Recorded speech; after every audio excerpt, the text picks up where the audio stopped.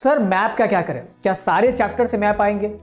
हमें तो जगहों के नाम नहीं पता होते। अगर जगहों के नाम पता है तो लोकेशंस नहीं ट्रेस कर पाते। So these are the queries we constantly receive from the YouTube comments, from the Instagram messages, चाहे वो टेलीग्राम मैसेजेस की बात हो, फेसबुक मैसेजेस की बात। Now we have come up with the full and final solution. ये जो one shot video है मैप की, आपने पीछे चाहे मैप का कोई भी सवाल सॉल्व किया है, मैप के बारे में आपको चाहे कुछ भी जानकारी नहीं हो, but after watching this video till the end आपके 5 नंबर मैप के पक्के हैं। चाहे आप सीबीएसई से हो, बिहार बोर्ड से हो, यूपी बोर्ड से हो, किसी भी रीजनल बोर्ड से हो, इसमें मैं जितने भी प्रोबेबल मैप्स हैं सबको कवर करूंगा एंड कोई भी बोर्ड इसके बाहर से मैप रिलेटेड सवाल पूछ ही नहीं सकता। So this is basically going to be the end of map related questions. Now एक और क्वेरी है जो बहुत ज़्यादा हमसे पूछी जाती है, सर हमें आंसर राइटिंग नहीं आती, इंट्रो लिखना नहीं आता, पॉइंट्स में मैं नहीं लिख पाता हूँ, पैराग्राफ में लिख देता हूँ, एनसीईआरटी के लाइंस कैसे यूज़ कर सकते हैं, कंक्लूजन एक अच्छा सा लिखना नहीं आता, फ्लो चार्ट बनाना नहीं आता, क्या इमेजेस बनाने कंपलसरी है। So for these all queries we have build the answer writing course.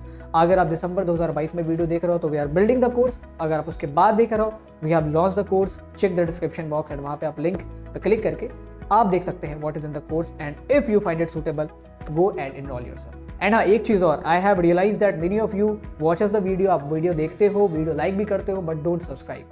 तो दिस इज समथिंग जो हिट करता है हमारी टीम को भी, क्योंकि you see me on the camera but मेरे पीछे भी बहुत सारे लोग हैं। So if you find the content helpful, make sure कि आप सब्सक्राइब बटन को क्लिक करें और बेल आइकन को दबाना ना भूलें, और वीडियो अगर अच्छी लगी तो इसको शेयर भी करें please. Now coming to the laptop screen, शुरू करते हैं इस वीडियो को।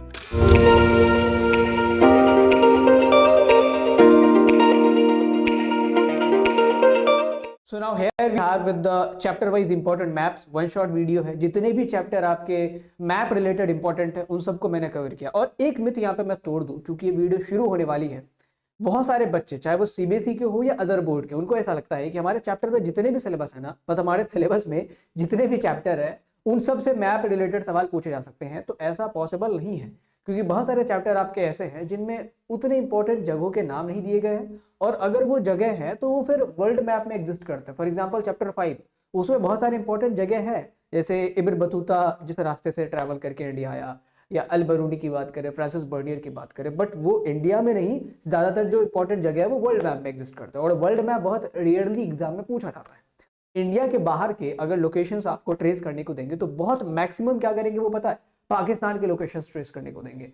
लाइक चैप्टर 1 में हड़प्पा दिया जा सकता है, मोहनजोदड़ो दिया जा सकता है। फिर अगर मैं बात करूँ मॉडर्न हिस्ट्री की, उसमें रिवोल्ट ऑफ 1857 में लाहौर दिया जा सकता है। उसके बाद अगर मैं बात करूँ चैप्टर 13 की, महात्मा गांधी वाले नेशनलिस्ट मूवमेंट की, उसमें लाहौर, कराची, ये सब इंपॉर्टेंट था। तो ये मैक्सिमम है कि ये पूछेंगे, उसके अलावा और कुछ नहीं, ठीक है। तो वर्ल्ड मैप से कोई भी सवाल नहीं पूछा जाता है। कुछ कुछ एक्सेप्शन है पाकिस्तान की जगह, जो कि चैप्टर 1 और चैप्टर 13, चैप्टर 11 में आप देखेंगे। सो ये बात जान लो कि सारे चैप्टर मैप के लिए इंपॉर्टेंट नहीं है, कुछ कुछ चैप्टर से मैप से रिलेटेड सवाल आएंगे भी नहीं, और मैप में केवल और केवल 99.99% ऑफ केसेस में केवल और केवल इंडिया के लोकेशंस को या तो मार्क करने को पूछा जाता है या आइडेंटिफाई करने को पूछा जाता है। This is basically how a map based questions is formed. तो अगर हम लोग आंसर राइटिंग कोर्स रिलीज करते हैं, जो कि करने वाले हैं, तो हम लोग मैप के लिए भी एक सेपरेट वीडियो या सेपरेट सेशन जरूर रखेंगे, जिसमें आपको जितने भी मैप रिलेटेड सवाल हैं उनको सॉल्व करने की मैं ट्रिक बताऊंगा। Coming to the first chapter, और अगर मैं बात करूं सबसे इंपॉर्टेंट चैप्टर की मैप बेस्ड क्वेश्चन में, तो देखो दो चैप्टर ना बहुत इंपॉर्टेंट है अगर मैप रिलेटेड सवालों की बात करो तो। एक तो आपका चैप्टर 1 हो गया, और एक आपका लास्ट चैप्टर मैप के लिए लास्ट चैप्टर कौन सा, Mahatma Gandhi and the nationalist movement, क्योंकि उसमें इतने जगह हैं और इसमें इतने इंपॉर्टेंट जगह कि कमोबेश वो पूछा ही जाता है। अगर मैं 5 नंबर के मैप से रिलेटेड सवाल पूछूंगा तो इन दोनों में से तो एक एक पूछूंगा, या तो दोनों में से एक एक, या इन दोनों में से किसी में से एक पूछूंगा ही पूछूंगा। तो chapter 1 is basically very important as per the perspective of map based questions. और यहाँ मैंने शुरू किया हुआ है पहले क्वेश्चन से। यहाँ पे ए पॉइंट से मैंने किसी जगह को मार्क किया है। देखो मैप में 2 टाइप के क्वेश्चंस आपसे पूछते हैं। एक तो किसी पॉइंट से किसी जगह को उन्होंने मार्क कर दिया, जैसे ए पॉइंट से, ये पॉइंट ए है, मतलब यहाँ नहीं, ये point, this is a point. तो इस पॉइंट से मैंने किसी जगह को मार्क कर दिया और मैं फिर आपको कहूंगा कि इसको आइडेंटिफाई करो कौन सी जगह है ये। तो एक ये सवाल हो गया। और एक ऐसा भी हो सकता है कि मैंने 3 जगहों के नाम दे दिए, फॉर एग्जाम्पल हड़प्पा एक दे दिया, एक मोहनजोदड़ो दे दिया, और एक कालीबंगा दे दिया, 3 दे दिया, और कहा कि इन तीनों को आप मैप में खुद से मार्क करके दिखाओ। तो देखो अगर आपको आइडेंटिफाई करने आता है ना तो आप मार्क भी कर लोगे, क्योंकि आप आइडेंटिफाई कर सकते हो कैसे, मैप देख के। हिंट से आइडेंटिफाई करना अलग बात है। क्वेश्चन में जो हिंट दिया जाता है कि following point is basically the place where evidence of ploughed field has been found. तो ये जो जुते हुए खेतों के साक्ष्य, उससे हमें पता चलेगा कि कालीबंगा है, वो एक अलग प्रश्न है। बट कालीबंगा कैसे हम मैप में आइडेंटिफाई करेंगे, पर्टिकुलरली मैप केवल देख के, वो मैं आपको इस वीडियो में बताऊंगा। तो मैं इस वीडियो में कोशिश करूंगा कि आप चाहे एग्जाम में आपके आइडेंटिफिकेशन बेस्ड क्वेश्चन आए या लोकेशन मार्क करने से रिलेटेड क्वेश्चन आए, आप दोनों को सॉल्व कर सको, और उसके लिए बाकायदा मैं आपको हिंट भी प्रोवाइड करूंगा। Okay, so this question is going to be the first question of our map based questions video. Point A has been marked by the place where evidence of terracotta plow of Harappan era has been found. दो तरीके identification based question को solve करने के, एक या तो point देख के आप समझ जाओ कि भाई कौन सी जगह है, ठीक है, ये तब होगा जब आपने मैप बेस्ड क्वेश्चंस की बहुत प्रैक्टिस करी है और ऐसे बहुत सारे मैप्स को देखा है जो आपके चैप्टर में आते हैं, ठीक है। और दूसरा आप हिंट से पकड़ लो, तो हिंट यहाँ पे क्या बता रहा है कि टेराकोटा प्लो के एविडेंस हमें उस जगह से मिले हैं, और हम सभी को पता है कहाँ से टेराकोटा प्लो के अवशेष मिले हैं, बनावली से मिले हैं। So this place is obviously Banawali, ये सर्टेनली बनावली है निश्चित तौर पे। लेकिन हिंट के इतर में बात करूं, एविडेंसेस के इतर में बात करूं, ये जो एविडेंस दिया हुआ है टेराकोटा प्लो का, ये तो बड़ा आसान कर देता है ना सवाल। लेकिन आपको अगर लोकेशन मार्क करने को दिया रहा है कि भाई बनावली की लोकेशन मार्क कर दो, कहाँ पे बनावली है, तो आप कैसे लोकेट करोगे, तो उसमें तो हिंट नहीं दिया जाएगा। देखो, सबसे पहले ये समझो कि कौन से साइट कौन से स्टेट में है, ये पहला स्टेप हमारा समझने का। तो step 1 is basically to figure out the state. Indian state में कौन सी जगह, कौन से स्टेट में ये जगह है, figure out the state. First step is to figure out the state. अगर हमें आइडेंटिफाई करने को दिया तो भी हम लोग स्टेट फिगर आउट करेंगे, अगर हमें लोकेशन मार्क करने को दिया तो भी हम लोग स्टेट फिगर आउट करेंगे। बनावली इज इन हरियाणा, तो अगर हमें बनावली मार्क करने को दिया तो हम लोग हरियाणा को देखेंगे, और ये पॉइंट ए जो है वो भी हरियाणा में ही है। तो स्टेट कैसे फिगर आउट करें, इसके लिए थोड़ा सा मैप की जो जानकारी है ओवरऑल आपको होनी चाहिए। दिस इज हरियाणा, देखो मैं थोड़ा बहुत बता देता हूँ ओवरव्यू, ये आपका हरियाणा हो गया।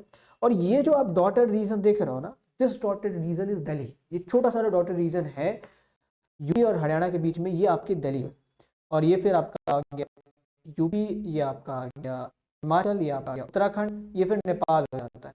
और ये हमारा हो गया पूरा पंजाब, नहीं ये कश्मीर और लद्दाख का पार्ट हो गया, ये पंजाब हो गया, ये राजस्थान हो गया, ये गुजरात हो गया, ये एमपी हो गया, ये छत्तीसगढ़ हो गया, ये उड़ीसा हो गया, झारखंड हो गया, बिहार हो गया, ये वेस्ट बंगाल हो गया, ये महाराष्ट्र हो गया, ये तेलंगाना हो गया, ये आपका आंध्र प्रदेश हो गया, ये कर्नाटका हो गया, ये गोवा हो गया, यहाँ पे दिस इज गोवा, ये केरला हो गया, ये तमिलनाडु हो गया, और इधर नॉर्थ ईस्ट के आपके स्टेट। तो नॉर्थ ईस्ट में तो उतने इंपॉर्टेंट प्लेसेस नहीं है आपके मैप रिलेटेड, ज्योग्राफी में फिर ये इंपॉर्टेंट हो सकते हैं।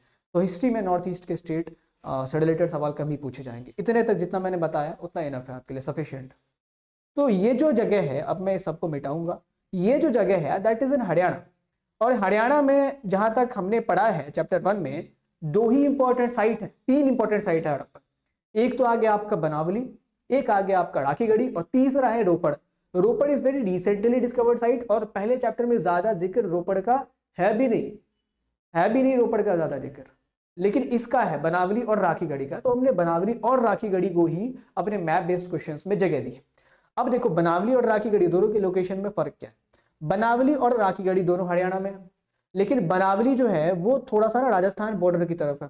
दिस पॉइंट इज बेसिकली थोड़ा सा राजस्थान बॉर्डर के निकट है, और राखीगढ़ी ना इस तरफ पड़ता है, यहाँ पे पड़ता है। This point is Rakhigarhi. तो अगर मैं राखीगढ़ी की बात करूँ तो वो यूपी बॉर्डर की तरफ इंक्लाइंड है हरियाणा में ही दोनों, और दोनों ऊपर के हरियाणा में, नॉर्थ हरियाणा में। तो अगर मुझे बनावली मार्क करना हो तो मैं नॉर्थ हरियाणा में किसी ऐसे जगह पे मार्क करूंगा जो थोड़ा सा राजस्थान बॉर्डर की तरफ टिल्टेड है। मार्क करने में अगर 1-2 इंच इधर उधर भी हो जाता है तो कोई दिक्कत नहीं है, इंच तो बहुत ज्यादा हो गया, मतलब थोड़ा सा इधर उधर हो जाता है तो कोई दिक्कत नहीं है। एंड ये आपका हो गया राखीगढ़ी, दिस इज राखीगढ़ी, ये राखीगढ़ी हो गया, ये बनावली हो गया। सो दोनों साइड आपके हरियाणा में ही है। तो पहले तो आपको ये समझ लेना है कि भाई ये हरियाणा में अगर, तो या तो ये बनावली होगा या राखीगढ़ी होगा, और दूसरा अगर ये राजस्थान बॉर्डर की तरफ टिल्टेड है तो ये पक्का पक्का बनावली ही है, राखीगढ़ी नहीं है, बिकॉज वो उत्तर प्रदेश बॉर्डर की तरफ है, यूपी बॉर्डर की तरफ। तो this is basically Banawali, and hint is कि ये नॉर्थ हरियाणा में लोकेटेड है and close to the border of Rajasthan. Okay, and इसके साथ मैं मैप बेस्ड क्वेश्चंस में जहां कहीं भी बन सके वहां पे एडिशनल इन्फॉर्मेशन भी दे दूंगा, ताकि एडिशनल इन्फॉर्मेशन भी ना कभी कभी एविडेंसेस के तौर पे आपसे पूछे जा सकते हैं। फॉर एग्जांपल इस क्वेश्चन को देखते हैं, यहाँ पे भी मैंने एक जगह मार्क की हुई है बी पॉइंट से। Point B has been marked by the place where evidence of plowed field of Harappan has been found. यहाँ पे जुते हुए खेत के साक्ष्य मिले हैं। अब प्लोड फील्ड के साक्ष्य कहाँ से मिले हैं, सबको पता है, जिसने भी इस चैप्टर को पढ़ा है सबको पता है। तो कोई इस मैप को देखे बिना भी बता देगा कि सर ये कौन सी जगह है, ये कालीबंगा है, ये तो कालीबंगा, क्योंकि कालीबंगा में ही हमें जुते हुए खेतों के साक्ष्य मिले हैं, और उससे हमें पता चला कि शायद फरो फार्मिंग भी करते होंगे। ओके, तो यहाँ पे जो ये जगह है बी पॉइंट, ये आपका कालीबंगा है। तो ये तो आपने हिंट से पकड़ लिया। अगर हिंट नहीं दिया होता, मैंने डायरेक्टली आपको कहा होता कि भाई कालीबंगा मार्क करो, तो कहाँ करोगे? अगेन कालीबंगा कहाँ है आपको वो जानकारी होनी चाहिए। Step 1 is to figure out the state. तो यहाँ पे ये स्टेट आपका राजस्थान है, और राजस्थान में एक ही इंपॉर्टेंट हड़प्पन साइट है अभी तक के लिए, दैट इज कालीबंगा। तो अगर राजस्थान में किसी साइट को आपको मार्क करने को दिया जा रहा है and that is located in north Rajasthan, एकदम टिप में ऊपर की तरफ, तो वो कालीबंगा है। अगर आपको मार्क करने को दिया जाए कालीबंगा, तो आप क्या करोगे? वही राजस्थान में ऊपर की तरफ कहीं पे भी मार्क कर देना, ऊपर की तरफ इस रीजन में कहीं पे भी मार्क कर देना, दैट इज कालीबंगा। इतना आसान है, as simple as that. Okay, so Kalibanga is in Rajasthan and in northern tip of Rajasthan, एकदम ऊपर की तरफ जो पंजाब बॉर्डर से लगता है ना वहां पे। Okay, so hint, it is located in north Rajasthan and it is only famous Harappan site in Rajasthan. और भी साइट्स हैं बट ये एकमात्र बड़ा फेमस है, क्योंकि कालीबंगा में केवल लोड फील्ड के अवशेष नहीं मिले, बल्कि यहाँ पे फायर अल्टर भी मिले। अग्निकुंड, अग्निकुंड जैसा एक रेक्टेंगुलर जगह मिली है, जिसको लेके कहते हैं हिस्टोरियंस या आर्कियोलॉजिस्ट की प्रोबेबली ये शायद यज्ञ करने के लिए यूज करते होंगे। तो ऐसा भी पूछा जा सकता है, जैसे यहाँ पे एविडेंस के तौर पे मैंने कहा कि प्लोड फील्ड के अवशेष मिले हैं।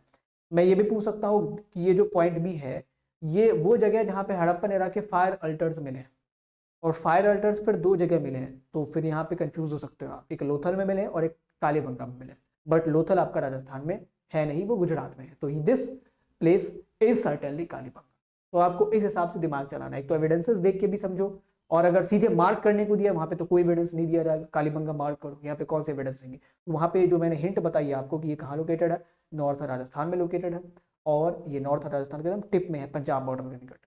Okay, so that is basically the hint. Coming to the third question, point C has been marked by the place which is the largest Harappan site in India। ये मुझे नहीं पता है, फॉर सपोज कि मुझे नहीं पता है कि largest Harappan site in India कौन सी है। बहुत सारी साइट्स है, बट इंडिया में सबसे लार्जेस्ट कौन है आई डोंट नो। अगर हिंट से आपको पता तब तो कोई दिक्कत ही नहीं है, अगर नहीं पता तो फिर मैं बताता हूँ। ये जगह देखो, पॉइंट सी किस स्टेट में? This is in state of Haryana. और हरियाणा में मैंने कहा था कि भाई दो ही इंपॉर्टेंट साइट है, एक आपकी यूपी बॉर्डर की तरफ है और एक आपकी राजस्थान बॉर्डर की तरफ है। राजस्थान बॉर्डर की तरफ जो है वो आपकी बनावली होगी, और यूपी बॉर्डर की तरफ जो वो आपका राखीगढ़ी हो गया। So this site if you see, ये भी नॉर्थ हरियाणा में है, और ये आपका यूपी बॉर्डर की तरफ, और बनावली यहाँ पे है, बनावली इज हेयर, ये बनावली हो गया, ये आपका राजस्थान बॉर्डर की तरफ।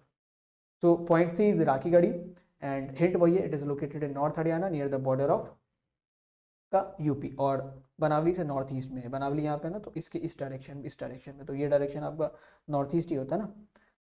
एंड हिंट और भी राखीगढ़ी से रिलेटेड अभी तो नहीं कह सकते, क्योंकि राखीगढ़ी में जो इंपॉर्टेंट एक्सकेवेशन है ना, वो आपके इस कोरोना काल में बहुत किए गए, क्योंकि टाइम मिला था सरकार को। उससे पहले बहुत सारे एविडेंसेस राखीगढ़ी से रिलेटेड नहीं थे, और इसी पूरे पीरियड में ये बात खुल के सामने आई है कि ये ना केवल इंडिया का लार्जेस्ट हड़प्पन साइट हो सकता है, बल्कि पूरे दुनिया का लार्जेस्ट हड़प्पन साइट हो सकता है। Coming to the next question, यहाँ पे पॉइंट डी से मैंने किसी जगह को मार्क किया है। Point D has been marked by the place where the reservoir of Harappan era has been found. इस जगह को बताएं आप, कौन सी जगह है ये? हिंट से तो सारे लोग बता सकते हो, बट हिंट से हमें पकड़ना है नहीं, क्योंकि मैप बेस्ड क्वेश्चन में आपको जगह पता होनी चाहिए, मालूम होनी चाहिए। हिंट तो मैं कहूंगा हिंट का इस्तेमाल करो, क्वेश्चन में जो हिंट दिए हुए ना उसका इस्तेमाल करो, बट मैप से कैसे पकड़ा जाए वो मैं बता रहा हूँ। यहाँ पे ये जगह देखो कहाँ पे मार्क है, ये आपके किस स्टेट में मार्क है? This is in the state of Gujarat. और गुजरात में आपके कौन कौन से इंपॉर्टेंट साइट है? पहला काम जो आपको करना है ना, इस पूरे हड़प्पन सिविलाइजेशन वाले चैप्टर में जितने भी इंपॉर्टेंट साइट है वो किस स्टेट में उसको लिख रहे हो। फॉर एग्जांपल धोलावेरा, लोथल, नागेश्वर ये एक स्टेट में, कालीबंगन एक स्टेट में, बनावली, राखीगढ़ी एक स्टेट में, और हड़प्पा, चनूदरो, मोहनजोदड़ो ये सब एक कंट्री में है, दैट इज इन पाकिस्तान। इतना आप कर लोगे बहुत इनफ रहेगा मैप बेस्ड क्वेश्चंस को टैकल करने के लिए। तो ये अगर आप स्टेट मार्क करके रखोगे ना जगहों के साथ, तो ये आपके मैप रिलेटेड सवाल में बहुत हेल्प करेंगे। This point is in Gujarat, और गुजरात में हमारे दो तीन इंपॉर्टेंट साइट है, एक आपका ढोलावेरा हो गया, एक आपका नागेश्वर हो गया, और एक आपका लोथल हो गया। तीन इंपॉर्टेंट साइट, और तीनों अलग अलग जगह पे है, मगप नहीं है, साथ साथ नहीं है। नॉर्थ गुजरात में जो है सबसे ऊपरी गुजरात में, दैट इज ढोलावेरा, ये आप याद रखना। Dholavira is located in north Gujarat, और बाकी दोनों जगह अलग अलग जगहों पे लोकेटेड है, चाहे वो नागेश्वर की बात करें या लोथल की बात करें। So it is Dholavira. Hint ये है कि it is located in upper Gujarat, north Gujarat की जगह मैंने कह दिया अपर गुजरात, ताकि थोड़ा सा आसानी से आप समझ पाओ। ये नॉर्थ गुजरात में अपर, ऊपर गुजरात में लोकेटेड है। जैसे कालीबंगन अपर राजस्थान में है, ऐसे ही ढोलावेरा अपर गुजरात में है। तो ये आपका हिंट हो गया। ढोलावेरा में एक एविडेंस ये भी दिया जा सकता है, क्वेश्चन में एक हिंट ये भी दिया जा सकता है कि ढोलावेरा में ना ना केवल रिजर्वायर मिला है बल्कि स्पेशलाइज्ड ड्रिल्स में मिला है। अब सर आप कहोगे कि सर स्पेशलाइज्ड ड्रिल्स का क्या मतलब है? तो जो मन के बनाए जाते हैं ना वो अलग अलग पत्थरों से बनाए जाते हैं, चाहे वो स्टेटाइट हो गया, कार्नेलियन हो गया, उसमें होल किया जाता है। तो होल करने के लिए जैसे अभी हमारे पास क्या होता है, वो होता है दीवार से किसमें होल करते हैं यार, क्या बोलते हैं उसको यार, उसको क्या बोलते हैं, मतलब जो भी बोलते हैं, शायद ड्रिलिंग, ड्रिलिंग मशीन। तो ये ड्रिलिंग मशीन उस टाइम में नहीं होती थी, कुछ स्पेशलाइज्ड ड्रिल्स वो लोग यूज करते थे जिससे वो मनकों में छेद करते थे और फिर वो हार के स्वरूप में तैयार किए जाते थे। तो स्पेशलाइज्ड ड्रिल्स जो है ना वो ढोलावीरा में मिले हैं, लोथल में मिले हैं और चनहुद्रो में मिले हैं। सो ये ढोलावीरा है। तो ऐसा भी पूछा जा सकता है कि point D is the place where specialized drills और Harappan era has been found. Okay, तो गुजरात में ढोलावीरा है एक जगह जहाँ पे स्पेशलाइज्ड ड्रिल्स मिले हैं for bead making. Coming to the next question, यहाँ पे पॉइंट ई है, point E has been marked by the place where which was the specialized center of production for shell objects। Shell objects जो होते हैं, शंख, hope कि आप लोगों ने देखा होगा शंख। शंख से ना बहुत सारे अलग अलग आभूषणों को बनाया जाता है। तो ये जो शंख है ना ये आपको उन्हीं इलाकों में मिल सकते हैं जहां पे बगल में समंदर है। दिस इज नॉट पॉसिबल कि ढोलावीरा में आपको शंख मिल जाए या कालीबंगन में मिल जाए, राखीगढ़ी रोपड़ में मिल जाए, क्योंकि यहाँ पे दूर दूर तक समंदर कहीं नहीं है। ये जो जगह है ये समंदर के निकट है और आप देख भी रहे हो that is in the tip of Gujarat, एकदम इस कोने में है समंदर के निकट। दो जगह बहुत फेमस थे शेल प्रोडक्शन के लिए, एक बालाकोट और एक नागेश्वर। बालाकोट पाकिस्तान में है तो उतने दूर जाने की जरूरत है नहीं, नागेश्वर ये जगह है। और नागेश्वर को याद कैसे रखा जाए, तो Nageshwar is located near the Kutch की खाड़ी। ये जो आपका गल्फ ऑफ कच्छ है ना वहां पे ये लोकेटेड है। This is gulf of Kutch और ये गल्फ ऑफ कैम्बे। तो गल्फ ऑफ कच्छ और गल्फ ऑफ कैम्बे से आप याद रखो ऐसे, गल्फ ऑफ कच्छ के बगल में नागेश्वर लोकेटेड है और गल्फ ऑफ कैम्बे जो है ना ये उसके ऊपर में लोथल है, यहाँ पे लोथल है। तो ये जो गल्फ ऑफ कच्छ है, कैम्बे है, वो लोथल, और गल्फ ऑफ कच्छ नागेश्वर। इससे ऐसे याद रख लो, gulf of Kutch Nageshwar, gulf of Cambay Lothal. Okay, so ये पॉइंट ई जो है ये आपका नागेश्वर है। अपार्ट फ्रॉम नागेश्वर बालाकोट भी फेमस था शेल ऑब्जेक्ट के प्रोडक्शन के लिए, और यहाँ से शेल ऑब्जेक्ट्स बहुत सारे हड़प्पन साइट्स में तो जाते ही थे, हड़प्पन शहरों में तो जाते ही थे, बल्कि विदेशों में भी इनका निर्यात हुआ करता था। Point 6, question 6, point F has been marked by the place where Harappans used to procure carnelian. ये जो जगह है यहाँ से कार्नेलियन हड़प्पन लेते थे, और अभी भी मैंने बताया कि कौन सी जगह है ये। This is located near the gulf of Cambay, Khambhat की खाड़ी के निकट है। तो ये ऑब्वियसली लोथल है और कुछ भी नहीं है। So it is located near the gulf of Cambay. Gulf of Cambay के निकट एक ही हड़प्पन इंपॉर्टेंट साइट है दैट इज लोथल, और गल्फ ऑफ कच्छ के निकट एक ही हड़प्पन इंपॉर्टेंट साइट है दैट इज नागेश्वर। और लोथल और भी चीज़ों के लिए फेमस था, ना केवल कार्नेलियन के लिए, बल्कि लोथल एक बहुत अच्छी पोर्ट सिटी भी थी। इसका भी कोस्टल एक्सेस है, ये भी कोस्टल एरिया के निकट लोकेटेड है। तो यहाँ से अलग अलग तालाबों के थ्रू समंदर से रास्ता जुड़ा हुआ था, जहाँ पे नाव आया करते थे, छोटे छोटे जहाज आया करते थे, और यहाँ से सामान जो है, जैसे आप अगर यहाँ पे ट्रेड रूट देखोगे तो this is the trade route. यहाँ पे लोथल से सामान जाते थे मगन, ओमान की तरफ, फिर बहरीन की तरफ, फिर मेसोपोटामिया की तरफ। ऐसे ही सुतकागेन दौर एक बहुत इंपॉर्टेंट जगह हुआ करती थी ट्रेड पर्पस के लिए, मरीन ट्रेड के लिए। बाकी लैंड ट्रेड के लिए तो हड़प्पा हो गया, शॉर्तुगई हो गया, ये सब बड़ा इंपॉर्टेंट था। So that was a scenario. Now coming to the next question, question 7, point G has been marked by the place where great bath has been found. अब देखो ये जो जगह है ना वो इंडियन टेरिटरी में नहीं है, that is the territory of Pakistan. तो पाकिस्तान में अब देखो दो जगह बहुत इंपॉर्टेंट है। वैसे तो चनहुद्रो भी आपके सीबीएसई के सिलेबस में दिया गया है, बट मैंने चनहुद्रो को नहीं लिया क्योंकि वो इंपॉर्टेंट मैप मुझे लगा नहीं। अगर पाकिस्तान से ही मुझे सवाल पूछने हैं तो मैं तो हड़प्पा पूछूंगा या मोहनजोदड़ो पूछूंगा, और बाकी चनहुद्रो जैसे साइट्स तो हमारे यहाँ इंडिया में भी है। तो मैं अगर चनहुद्रो पूछ रहा हूँ तो इंडिया में किसी साइट को उठा के पूछ लूंगा। तो ये जो जगह है that is the place where great bath has been found. और ग्रेट बाथ कहाँ पे मिला है? मोहनजोदड़ो में मिला है। अब आप कहोगे कि सर ये तो चलो आपने हिंट से बता दिया, हम लोग मैप में कैसे लोकेट करें? तो देखो मोहनजोदड़ो जो है ना वो राजस्थान के एडजेसेंट लोकेटेड है, और हड़प्पा जो है ना वो पंजाब के एडजेसेंट लोकेटेड है। यहाँ पे पंजाब है ना उसके एडजेसेंट, क्योंकि हड़प्पा पाकिस्तान के पंजाब प्रोविंस में आता है और मोहनजोदड़ो पाकिस्तान के सिंध प्रोविंस में आता है। ओके, तो ये जो सिंध है ना वो हमारे राजस्थान से लगता है, और हमारा पंजाब उनका पंजाब एक ही है। क्योंकि आप जब बंटवारे के चैप्टर को पढ़ेंगे, वैसे तो आपके सीयूटी के सिलेबस में है बंटवारे का चैप्टर, और अगर आप दूसरे बोर्ड से हैं तो वहाँ पे बताया गया है कि हमारा पंजाब दो टुकड़ों में बटा था, सिंध और राजस्थान बटा था, और इधर बंगाल बटा था दो टुकड़ों में बंटवारे के समय। तो this point G is Mohenjodaro कैसे लोकेट करना है कि it is located in Pakistan adjacent to our Rajasthan territory, और Harappa is adjacent to our Punjab territory. Okay, Mohenjodaro और भी बहुत कारणों से खास है। ये सबसे ज़्यादा वेल नोन हड़प्पन साइट है। जितना हमें मोहनजोदड़ो के बारे में पता है उतना किसी भी हड़प्पन साइट के बारे में नहीं पता है। ये इंडस रिवर के किनारे लोकेटेड है। आपको ये बताना है कि जैसे इंडस रिवर के किनारे मोहनजोदड़ो लोकेटेड है, ऐसे ही हड़प्पा किस नदी के किनारे लोकेटेड है। और मैं आपको बता दूं कि उस नदी ने अपना रास्ता बदल लिया है, किसी जमाने में वो उस नदी के किनारे लोकेटेड था, बट कह सकते हैं कि वो अभी भी उस नदी के किनारे लोकेटेड है। लाइक पहले के टाइम में लाल किला के निकट से यमुना निकलती थी और बाद में फिर यमुना ने अपना रास्ता बदल लिया। तो अभी भी इतिहास में कहा जाता है कि भाई लाल किला जो है ये यमुना के किनारे बनाया गया था। आप अगर शाहजहानाबाद का मैप देखोगे ना, तो लाल किला के ठीक पीछे यमुना बहा करती थी और उनसे उन्होंने टनल बनाया हुआ था, जिससे जो मोट है ना, मोट मतलब दीवार के जो किले के दीवार होते हैं उनके आगे छोटी सी खाई टाइप की बनाई जाती है जिसमें पानी होता है, ताकि दुश्मन आर्मी आके इन्वेड ना कर सके। तो ये हड़प्पा किस रिवर के किनारे लोकेटेड है। और एक हिंट ये भी मैं दे सकता हूँ मोहनजोदड़ो से रिलेटेड कि भाई ये जो जगह है यहाँ पे प्रीस्ट किंग की मूर्ति मिली है, तो ये भी आपकी मोहनजोदड़ो में ही मिली है। और इस जगह को किसने खोजा था, तो राखलदास बैनर्जी ने डिस्कवर किया था। इसके बाद और भी लोगों ने एक्सकेवेट किया, but for the first time Rakhaldas Banerjee वो शख्स है जिन्होंने कहा कि भाई ये हड़प्पा से मिलती जुलती जगह है और ये उसी सिविलाइजेशन की, जिस सिविलाइजेशन की आपकी हड़प्पा है। Coming to the next question, ये पॉइंट एच से मैंने किसी जगह को लोकेट किया है, that is the first Indus valley site to be discovered. आंख बंद करके मैंने अभी अभी आपको हिंट दिया है कि कोई भी जगह जो पाकिस्तान में है हड़प्पा साइट और पंजाब के एडजेसेंट सामने है, तो वो हड़प्पा ही होगा और कुछ भी नहीं हो सकता। वैसे तो और भी इंपॉर्टेंट साइट्स हैं पाकिस्तान में, बट हड़प्पा और मोहनजोदड़ो के अलावा मुझे नहीं लगता कि वो और कुछ पूछेंगे। So this answer would be Harappa. Hint यही है कि it is located in Pakistan adjacent to Punjab. और इसके अलावा कुछ एडिशनल इन्फॉर्मेशन अगर देख ले तो दयाराम साहनी ने इसको डिस्कवर किया था। और ये किस नदी के किनारे लोकेटेड था, तो ये रावी नदी के किनारे लोकेटेड था। It was located on the banks of Ravi river and later इस नदी ने अपना रास्ता बदल लिया। ऑफन ऐसा होता है क्लाइमेट चेंज के कारण, और जो नदियां हैं वो रास्ता बदल लेती है। इसीलिए बनारस को बड़ा खास माना गया है कि गंगा ने बहुत जगहों से अपने रास्ते बदले हैं, बट बनारस में कभी रास्ता नहीं बदला गया है। तो काशी इसीलिए गंगा के लिए बड़ा खास है। काशी में गंगा ने कभी आज तक ना तो रास्ता बदला है, ना अपने बांध काटे हैं। So this was all in the first chapter. Hope कि आपने एंजॉय किया होगा और समझ में आ रही होंगी चीज़ें आपको। कमिंग टू द चैप्टर 2, यहाँ पे पहले हम लोग महाजनपद के बारे में पढ़ लेंगे सारा, फिर हम लोग पढ़ लेंगे अशोकन या मौर्यन एम्पायर की जगहों के बारे में। Now coming to the first question of chapter 1, यहाँ पे पॉइंट ए नाम से कोई जगह है और ये जो जगह है वो किसी महाजनपद में लोकेटेड है।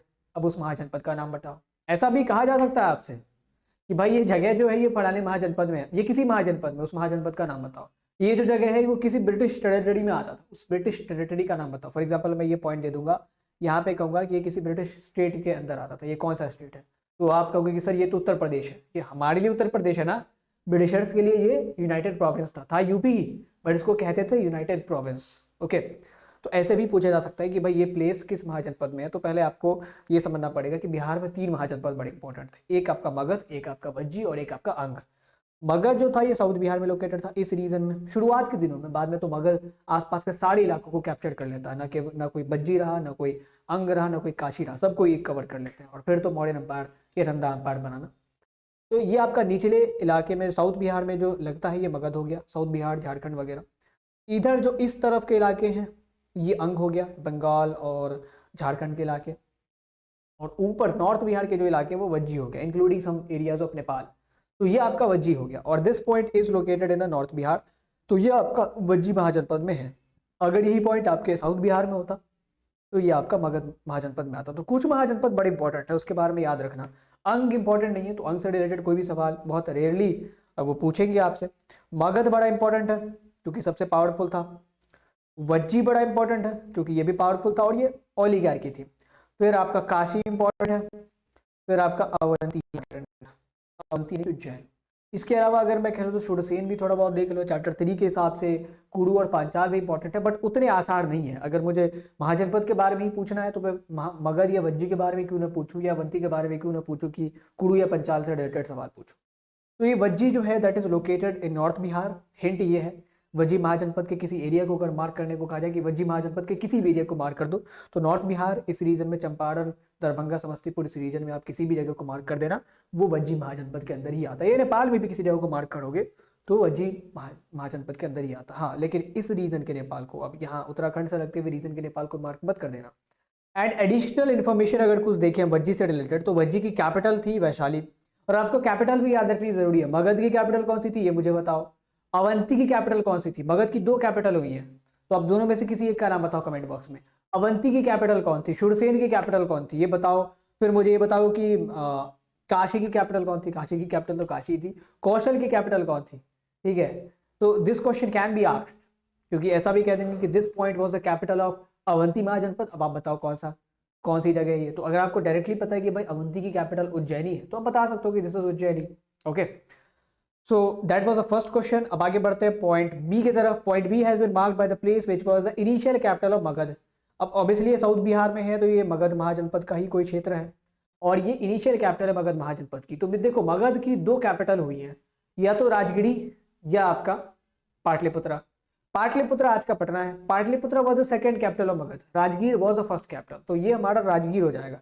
और ऐसे भी राजगीर और पाटलिपुत्रा को मार्क ऐसे करो तुम कि राजगीर ना बहुत साउथ में लोकेटेड है, एकदम ये झारखंड की बॉर्डर की तरफ, और पाटलिपुत्रा यहाँ लोकेटेड है। ये जो टिप आप देखते हो ना, दिस टिप यहाँ पे एकदम सटा हुआ। पटना जो है ना आज का, वो पाटलिपुत्रा है। तो ये आपका ये जो टिप है दैट इज पाटलिपुत्रा। पाटलिपुत्रा से नीचे है राजगीर लोकेटेड। ओके, तो this place is Rajgir and it is located in south Bihar. और इसी क्षेत्र में अगर आप यहाँ आते हो तो यहाँ पे बोध गया लोकेटेड है। ओके, ये जो इलाका देख रहे हो ना आप, यहाँ पे बोध गया लोकेटेड है, दैट इज देयर इज गया। एडिशनल इंफॉर्मेशन की अगर बात करें तो Rajgir was the first capital, उसके बाद पाटलिपुत्र कैपिटल बनाई जाती है अजातशत्रु के बाद, या पता नहीं अजातशत्रु ने स्थापना की थी या किसने की थी, किसने शिफ्ट की थी। अजातशत्रु ने एक पाटली ग्राम की स्थापना की थी, बट कैपिटल शायद उदयन ने शिफ्ट की थी। वो लड़का था उसका, शायद अजातशत्रु का लड़का था। और ये पाटलिपुत्र बहुत दिनों तक मगध और जितने भी बड़े बड़े अम्पायर है उनकी राजधानी बनी रही। बाद में लेकिन ये बहुत क्षीण हो गया, बहुत डिटेरियोरेट हो गया, क्योंकि जब हर्षवर्धन के अंपायर में हेमंत आते हैं तो उन्होंने लिखा कि ये पाटलिपुत्र जो एक जमाने में बहुत बड़ा शहर हुआ करता था, ये अभी अपने अवशेषों के साथ लड़ रहा है। यहाँ पे बहुत गरीब लोग रहते हैं, यहाँ पे बहुत कम आबादी रहती है, जब चीज़ें टूट गई हैं, मरम्मत करवाने के लिए कोई नहीं है, क्योंकि सेंटर शिफ्ट हो गया था। हर्षा के समय में पाटलिपुत्र से सेंटर शिफ्ट हो गया था कन्नौज की तरफ, जो आपका यूपी में कन्नौज पड़ता है वहाँ पे। तो पाटलिपुत्र की तरफ कोई उसके बाद ध्यान नहीं देता है। Coming to the third question, point C यहाँ पे मैंने मार्क किया हुआ है, this has been marked by the place which was the capital of Mahajanapada. ये जो जगह है ये किसी महाजनपद की कैपिटल है। अब आप बताओ कि ये भाई कौन सी जगह है। मैं ये भी पूछ सकता हूँ कि ये कौन सी महाजनपद है, मैंने महाजनपद नहीं पूछा, मैंने कहा कि ये कौन सी जगह ये बता दो। देखो अब आप समझो कि मैक्सिमम महाजनपद जो है ना वो यूपी में लोकेटेड है। 3 महाजनपद आपके बिहार में है, अंग, वज्जी और मगध, और मैक्सिमम महाजनपद आपके यूपी में लोकेटेड है, कुछ पाकिस्तान में, आपके अफगानिस्तान में। एमपी में 2 महाजनपद है, ये जो मध्य प्रदेश का इलाका है इसमें 2 महाजनपद है आपके। एक आपका हो गया अवंती और दूसरा आपका हो गया चेदी। ये चेदी हो गया या ये अवंती हो गया, तो या तो चेदी हो सकता है ये या अवंती हो सकता है। तो ये जो इलाका है ना दैट इज अवंती। और ऊपर में जो बुंदेलखंड का इलाका देखते हो, ठीक है, बुंदेलखंड और ये हमारा ईस्टर्न यूपी से जो लगता है, तो ये आपका हो गया चेदी। तो दिस इज चेदी और दिस इज अवंती। तो अवंती की कैपिटल कौन सी थी ये बताओ। अवंती की कैपिटल थी उज्जैनी। सो दिस इज उज्जैनी। बहुत पहले अवंती की एक और कैपिटल थी माहिष्मती, बट ये माहिष्मती जगह है नहीं। माहिष्मती अगर पूछते तो यहाँ नीचे है माहिष्मती, ऊपर नहीं है। Okay, so this is Ujjaini. Answer ये है, हिंट ये कि ये कैपिटल थी अवंती की और ये मध्य प्रदेश में लोकेटेड है। ओके, इसके अलावा उज्जैनी इसलिए भी इंपॉर्टेंट है, ये इसलिए भी आप ध्यान रखो क्योंकि उज्जैनी एक प्रोविंशियल सेंटर भी था मॉडर्न एम्पायर के समय में। तो मैं ऐसा भी पूछ सकता हूँ एग्जामिनर के तौर पे कि point C has been marked by the place which was the provincial centre of modern empire. तो मॉडर्न एम्पायर के 4 प्रोविंशियल सेंटर थे, एक उज्जैनी, एक तोसाली, एक तक्षशिला और एक सुवर्णगिरी। सुवर्णगिरी साउथ में पड़ता था, तोसाली उड़ीसा में पड़ता था, तक्षशिला पाकिस्तान में पड़ता था, और ये आपका उज्जैनी यहाँ पड़ता था। तो ये पॉइंट ऑब्वियसली उज्जैनी ही होगा। और इसके अलावा एक कैपिटल थी Pataliputra. Coming to the next question, point D has been marked by the place which was the capital of a महाजनपद। एक महाजनपद की कैपिटल थी और ये जगह कहाँ लोकेटेड है, this is in south Bihar, ये नॉर्थ बिहार में नहीं लोकेटेड है। और अभी मैंने बताया कि ये जो पॉइंट है ना, ये जो आपका ये जो इलाका है इसके जस्ट बगल में पटना पड़ता है, तो ये पाटलिपुत्र है, क्योंकि पाटलिपुत्र ही आज का पटना है। और राजगीर अगर होता तो इसके नीचे पूछते हम लोग, यहाँ पे मार्क करते जगह को। Okay, this should be the Rajgir. अगर राजगीर पूछना होता तो यहाँ पे मैं मार्क करता। तो this place is Pataliputra. Rajgir इससे थोड़ा सा नीचे है। हिंट कैन बी कि ये मॉडर्न डे पटना, अगर आप पटना को लोकेट कर पाते हो तो आप पाटलिपुत्र को भी लोकेट कर सकते हो। Okay, coming to the additional information, तो पाटलिपुत्र जो है बहुत दिनों तक अलग अलग अंपायर की राजधानी रही, चाहे वो आने वाले गुप्ता अंपायर हो या उनसे भी पहले जितने भी अंपायर मगध के आसपास रहे थे उनकी राजधानी रही थी। नंदा अंपायर भी कह सकते हैं, उनकी भी राजधानी पाटलिपुत्र ही थी। Coming to the next question, point E has been marked by the place which was in a famous Mahajanapada. ये एक फेमस महाजनपदा में जगह थी। ये महाजनपद का नाम बताओ कौन सी महाजनपद है। देखो यूपी में बहुत महाजनपद है। आपको याद रखना है काशी। काशी जो है ना एकदम ईस्ट यूपी में लोकेटेड है। ईस्ट यूपी मतलब क्या, ये यूपी, इसमें काशी एक महाजनपद थी। एक मल्ल भी आता था, बट ये काशी इंपॉर्टेंट है आपके लिए। तो ये जो जगह है ना ये काशी ही है, एकदम पटना के निकट है। देखो पटना यहाँ पे है और काशी यहाँ पे बहुत निकट है, ये रास्ता गंगा नदी का। तो ये काशी महाजनपद है, और काशी महाजनपद की राजधानी भी काशी ही थी। उस टाइम में इसका बनारस नाम नहीं पड़ा था। तो it is on the banks of Ganga near the border of UP and Bihar, adjacent to Patna, Patna के एकदम सीध में।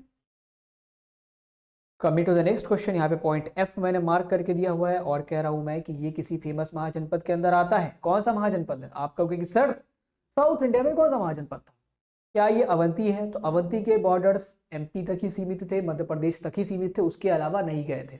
ईडी के भी बॉर्डर अपर एमपी तक लोकेटेड थे, नॉर्थ एमपी तक, उसके नीचे नहीं गए। तो साउथ इंडिया में इन द रीजन, और साउथ इंडिया शुरू कहाँ से होता है? मध्य प्रदेश के नीचे साउथ इंडिया शुरू हो जाता है, गोदावरी नदी के नीचे। As per the Hindu mythological text हमारा साउथ इंडिया शुरू हो जाता है। डेक्कन प्लेटो शुरू हो गया, मतलब साउथ इंडिया शुरू हो गया।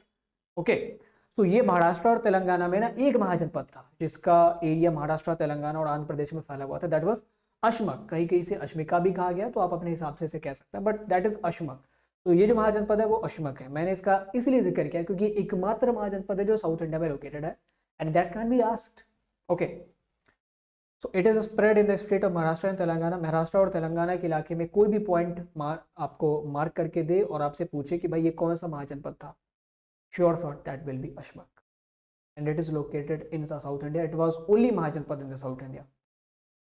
Coming to the next question, यहाँ पे पॉइंट जी मैंने मार्क करके दिया हुआ। Point G has been marked by the place which was the capital of Shurasena Mahajanapada and was a major commercial centre. ये ना केवल शूरसेन महाजनपद की कैपिटल थी, और ये सवाल याद रखिए, मैंने पूछा था आपसे पहले क्वेश्चन को सॉल्व करते वक्त कि भाई शूरसेन महाजनपद की कैपिटल कौन है, क्योंकि ये कैपिटल तो है ही इंपॉर्टेंट। इसके अलावा ये जो जगह है ना, ये बहुत बड़ा ट्रेड सेंटर भी था। यहाँ से अलग अलग जगहों के सामान इकट्ठे आके पहुँचते थे, और वो फिर सिल्क रूट के थ्रू विदेशों में बेचे जाते थे। ये जो जगह है ये अगर आप देखो तो दिल्ली से निकट है, और दिल्ली से निकट एक शूरसेन महाजनपद था जिसकी राजधानी थी मथुरा। तो ये मथुरा है, और इसके ठीक बगल में यहाँ पे आगरा है। तो कुछ कुछ जगह है ना वो एकदम एक दूसरे के लोकेटेड, नियर बाय लोकेटेड है। जैसे लखनऊ और कानपुर एक दूसरे के नियर बाय लोकेटेड है, झांसी और ग्वालियर एक दूसरे के नियर बाय लोकेटेड है। तो आपने एक को फिगर आउट करना सीख लिया तो दूसरे को भी कर लोगे। पाटलिपुत्र और राजगीर एक दूसरे के निकट है, राजगीर और बोधगया एक दूसरे के निकट है, बनारस और आजमगढ़ दोनों आप रिवोल्ट ऑफ 1857 में पढ़ोगे तो ये दोनों एक दूसरे के निकट है। लाहौर और अमृतसर, जो कि आप लाहौर हो गया बहुत इंपॉर्टेंट आपके नेशनलिस्ट मूवमेंट के लिए, क्योंकि लाहौर रिजोल्यूशन पास हुआ था कंप्लीट इंडिपेंडेंस का, और अमृतसर इंपॉर्टेंट है आपके जलियांवाला बाग हत्याकांड के लिए। तो ये सब बड़े आसपास, अहमदाबाद और खेड़ा आसपास लोकेटेड है, बारडोली और डांडी आसपास लोकेटेड है। तो अगर आपने एक भी जगह को मार्क कर दिया है तो ऊपर नीचे करके दूसरे को भी मार्क कर दोगे। तो ऐसे ये मथुरा हो गया, और इसके ठीक नीचे यहाँ पे आगरा है। This place is Mathura. And Mathura क्यों इंपॉर्टेंट है? क्योंकि देखो दो हमारे महाजनपद थे, मैक्सिमम महाजनपद तो आपके यूपी में थे, क्योंकि गैंगेटिक प्लेन्स का एक बहुत बड़ा इलाका यूपी में आता है, और दो तीन आपके महाजनपद बिहार में लोकेटेड है। तो बिहार में कुछ महाजनपद हो गए, और यूपी में यहाँ से सामान पहुंचे मथुरा। और फिर ये जो महाजनपद है ना अवंती, चेदी और अशमक, यहाँ से सामान इकट्ठे होकर पहुंचते थे मथुरा। ये आपका हो गया दक्षिण पथ, यानी कि दक्षिण से सामान आड़ा, और ये आपका उत्तर पथ। और ये मथुरा में फिर मिलके ये फिर कनेक्ट होता था पेशावर के थ्रू अफगानिस्तान के सिल्क रूट से, और यहाँ से सामान चाइना के कारवा के साथ वेस्ट एशिया और यूरोप भेजे जाते थे व्यापार के लिए। तो ये रास्ता था, इसीलिए मथुरा इंपॉर्टेंट था ट्रेड सेंटर के तौर पे, और बहुत दिनों तक इंपॉर्टेंट रहा। So Mathura is located near the Delhi, थोड़ा सा दिल्ली और आगरा के बीच में लोकेटेड है, दिल्ली के एकदम नीचे। अगर मैं डायरेक्शन की बात करूँ तो ये डायरेक्शन कौन सा होगा? South east direction. और एडिशनल इन्फॉर्मेशन की अगर मैं बात करूँ तो मथुरा बहुत दिनों तक इंपॉर्टेंट रहा था। इवन कुषाण एम्पायर के दो कैपिटल थे, एक पेशावर में, उस टाइम में पेशावर को पुरुष्कर करके कुछ कहता था, और एक आपका यहाँ पे मथुरा में। ओके, तो Mathura was also one of the capital of Kushan empire, और ट्रेड सेंटर तो बहुत दिनों तक हालांकि ये रहा। Now coming to the next question, point H has been marked by the place which was a major commercial center of modern empire. Modern empire के दौरान कुछ कुछ कमर्शियल सेंटर थे, जैसे मथुरा एक बहुत इंपॉर्टेंट लैंड रूट वाला कमर्शियल सेंटर था। ऐसे ही एक कोस्टल कमर्शियल सेंटर था, that was in the Tamil Nadu. ये तमिलनाडु में है, और तमिलनाडु में एक कमर्शियल सेंटर बड़ा इंपॉर्टेंट था। आप कहोगे कि सर क्या ये सुवर्णगिरी नहीं हो सकता? देखो सुवर्णगिरी पहली बात तो प्रोविंशियल सेंटर था, और वो कर्नाटक में लोकेटेड था, वो तमिलनाडु में लोकेटेड नहीं था। सुवर्णगिरी वो समवेयर लाइक यहाँ पे था, इसके आसपास। और सुवर्णगिरी की लोकेशन आपकी मैप में एनसीईआरटी में दी भी नहीं गई है, तो पूछा भी नहीं जा सकता सुवर्णगिरी या तोसाली से रिलेटेड सवाल। लेकिन उज्जैनी के बारे में बताया गया, तक्षशिला के बारे में बताया गया, तो वे तक्षशिला और उज्जैनी ये पूछे जा सकते हैं। तो ये जो पॉइंट टच है ना, दैट इज पूहड़। आपने पढ़ा था कि पूहड़ एक पोर्ट सिटी थी तमिलनाडु की, साउथ इंडिया से, जहाँ से साउथ ईस्ट एशिया और इंडोनेशिया मलेशिया वगैरह से ट्रेड होते थे, फिर इससे अरेबियन सी के थ्रू मिडिल ईस्ट भी सामान जाया करते थे। तो that is Puhar. How can we identify? ये तमिलनाडु में लोकेटेड है, near the coast. So hint will be it is located in the Tamil Nadu and was near the coast. अगर मॉडर्न एम्पायर से रिलेटेड कोई भी ऐसे जगह के बारे में हमसे कहा जाता है कि भाई ये जगह पोर्ट सिटी थी और ये जगह व्यापार के दृष्टिकोण से बड़ी अहम थी और ये तमिलनाडु में है, तो ये पूहड़ है। और पूहड़ को आपको सिंपली मैप अगर मार्क करने को दिया जाए तो तमिलनाडु में ये जो आपका जगह है ना, जहाँ से श्रीलंका से हम लोग लगते हैं, बस उसके पास ये मार्क कर देना। ये जो जगह है यहाँ से श्रीलंका से लगते हैं ना, यहाँ पे मार्क कर देना, that is Puhar. Okay, coming to the next question. यहाँ पे पॉइंट आई है। Point I has been marked by the place where a famous Ashokan major rock edict is installed. यहाँ पे एक बहुत important major rock edict installed है। Obviously भाई देखो, दो अशोका के बहुत इंपॉर्टेंट रॉक एडिक्ट है। पेलर इंस्क्रिप्शन भी कुछ इंपॉर्टेंट है, जैसे सारनाथ हो गया, और कुछ मेजर रॉक एडिक्ट बड़े इंपॉर्टेंट है। इस चैप्टर में दो मुझे लगता है जो पूछे जा सकते हैं। एक हो गया आपका सोपाड़ा और एक हो गया गिरनार। सोपाड़ा आज का बॉम्बे है, आपने पढ़ा होगा ना, नाला सोपारा नाम सुना होगा, तो वो बॉम्बे है। एग्जैक्ट जहाँ पे बॉम्बे है ना आज का, वहाँ पे सोपाड़ा मार्क कर देना। और गिरनार जो है वो गुजरात में है, तो ये आपका हो गया गिरनार, दैट इज गिरनार। जूनागढ़ जो है ना, ये आपका गिरनार हो गया, तो दैट इज गिरनार। और हिंट ये कि only Ashokan addict rock edict in Gujarat is located इन गिरनार, जूनागढ़। एकमात्र रॉक एडिक्ट जो गुजरात पर लोकेटेड है, अशोकन रॉक एडिक्ट, वो गिरनार है और कुछ भी नहीं है। ओके, इसके अलावा गिरनार, सोपारा, कांधार, इन सब जगहों पे कुछ अशोका के मेजर रॉक एडिक्ट लोकेटेड है। कांधार बहुत दूर पड़ जाता है, अफगानिस्तान तुम्हारे मैप में आता भी नहीं है इंडिया के, तो हो सकता है वो ना पूछे। गिरनार और सोपारा इंपॉर्टेंट है। लेकिन एक चीज़ याद रखना, यहाँ पे मैंने बहुत सारे मॉडर्न एम्पायर के सेंटर को भी आपको बता दिया। जैसे पाटलिपुत्रा मैंने लोकेट करना बता दिया। हिंट क्या था उस टाइम में? हिंट ये था कि ये मगध की कैपिटल थी, तो मैं ये भी तो कह सकता हूँ कि ये मॉडर्न एम्पायर की कैपिटल थी, तो पाटलिपुत्रा ही तो आपको मार्क करना होगा ना। तो पाटलिपुत्रा के बारे में मैंने बता दिया, उज्जैनी के बारे में मैंने बता दिया, मथुरा के बारे में मैंने बता दिया, पूहर के बारे में बता दिया है, गिरनार चूंकि अशोका से रिलेटेड था तो ये बता दिया। अब एक और यहाँ पे साइट है, that is point J. Point G has been marked by the place where a famous Ashokan major rock edict is installed. Identify the place. मैंने कहा था कि भाई दो रॉक एडिक्ट बड़े इंपॉर्टेंट है, एक आपका हो गया सोपारा और एक आपका हो गया गिरनार। गिरनार आपके गुजरात में लोकेटेड है और महाराष्ट्र में एक रॉक एडिक्ट है, दैट इज सोपारा। और सोपारा कौन सी जगह है? ये बॉम्बे, आज का जो बॉम्बे है ना, दैट इज सोपारा, वही उसी के आसपास सोपारा लोकेटेड है। तो ये Sopara is located near Bombay. And इसके अलावा गिरनार और कांधार में भी अशोका के मेजर रॉक एडिक्ट लगे हुए हैं। तो गिरनार और सोपारा तुमने मार्क करना सीख लिया। कांधार आएगा ही नहीं क्योंकि बहुत दूर है। So that's all in this chapter, second chapter में। अब हम लोग आगे बढ़ते हैं अपने चैप्टर 4 की तरफ। चैप्टर 3 में कोई इंपॉर्टेंट मैप नहीं है, कुछ महाजनपद से रिलेटेड कहानियां हैं, कुड़ू पांचाल। तो मुझे नहीं लगता कि वो कुड़ू पांचाल से रिलेटेड कुछ पूछेंगे, बड़ा कॉम्प्लेक्स मैप है। यूपी में बहुत सारे महाजनपद थे, पहचाना बड़ा मुश्किल है कि कुड़ू में आता था ये रीजन, या पांचाल में आता था, या शुरसेन में आता था, ये किसी और में आता था, मल्ल में आता था, या कौशल में आता था, किस में आता था। चैप्टर 4 से शुरू करते हैं। ये बुद्धिज्म के लिए बड़ा इंपॉर्टेंट है। इसमें अशोकन कंट्रीब्यूशन भी आप देखोगे, तो इसको अब देखना शुरू करते हैं। So now getting started with the chapter 4। ये चैप्टर इंपॉर्टेंट है बुद्धिज्म के पर्सपेक्टिव से। बुद्धा के लाइफ से जुड़े हुए कुछ इंपॉर्टेंट प्लेसेस को हम देखेंगे, कैसे उसे आइडेंटिफाई करना है, कैसे उसे लोकेट करना है, फिर कुछ स्तूपों के बारे में, तो उनके जगहों को देखेंगे। सो नाउ शुरू करते हैं पहले सवाल से। ये हमारा पॉइंट ए है and that has been marked by the place where one of the earliest stupa was built on the order of Ashoka the great. Ashoka the great के ऑर्डर पे सबसे पुराना स्तूप जो बिल्ड किया गया था वो इस जगह पे बिल्ड किया गया था। ये जगह कौन सी है ये बताओ। देखो, सबसे पहले ये पता करो कि ये जगह है कहाँ पे। ये है एमपी में, मध्य प्रदेश में। और मध्य प्रदेश में आपके दो बड़े इंपॉर्टेंट स्तूप है, एक भरूच स्तूप और एक सांची स्तूप। सांची और भरूच दोनों मध्य प्रदेश में। ओके, अब ये जो हमारा सेंटर पड़ता है ना मध्य प्रदेश का, एकदम बीचों बीच, ये है भोपाल, और भोपाल के ही नजदीक पड़ता है सांची। तो मध्य प्रदेश के एकदम सेंटर में भोपाल है और उसके बगल में सांची है। तो दिस इज सांची। भरूच नीचे की तरफ है, थोड़ा सा नीचे, इस रीजन में। Bharuch is in lower Madhya Pradesh. तो सांची, हिंट यही है कि it is located in the centre of Madhya Pradesh near Bhopal. अगर हम बात करें सांची के स्तूप की, तो न केवल ये अर्लीस्ट स्तूप है बल्कि one of the oldest stone structure that is till the date surviving. ये सांची स्तूप है। अभी तक जितने भी पुराने स्टोन स्ट्रक्चर्स बनाए गए थे उन सब में सबसे पुराना जो अभी तक सर्वाइव कर रहा है, उससे पहले भी बनाए गए होंगे बट वो अभी नहीं है, उनके नामो निशान खत्म हो चुके, बट सांची का स्तूप अभी भी सर्वाइव कर रहा है। And it is associated with Buddhism. तो ये बनाया गया था अशोका के ऑर्डर पे। भरूच के स्तूप के भी पीछे भी अशोका की ही क्रेडिबिलिटी जो है वो मानी जाती है। Now second map, point B has been marked by the place where one of the Buddhist stupa is located. देखो 4 स्तूप बड़े इंपॉर्टेंट है भाई, सांची, भरहूत, सारनाथ और अमरावती। इन चारों को तो ध्यान में रखना ही है। सांची और भरहूत आपके मध्य प्रदेश में हो गए, सारनाथ आपका उत्तर प्रदेश में हो गया, और ये जो इलाका है ना ये हमारा आंध्र प्रदेश का इलाका। मैंने कहा था कि मैप के सवालों को सॉल्व करने के लिए आपको स्टेट की नॉलेज होनी जरूरी है कि भाई ये स्टेट कौन सा है, वो स्टेट कौन सा है। दिस इज अमरावती, ये अमरावती आंध्र प्रदेश की कैपिटल।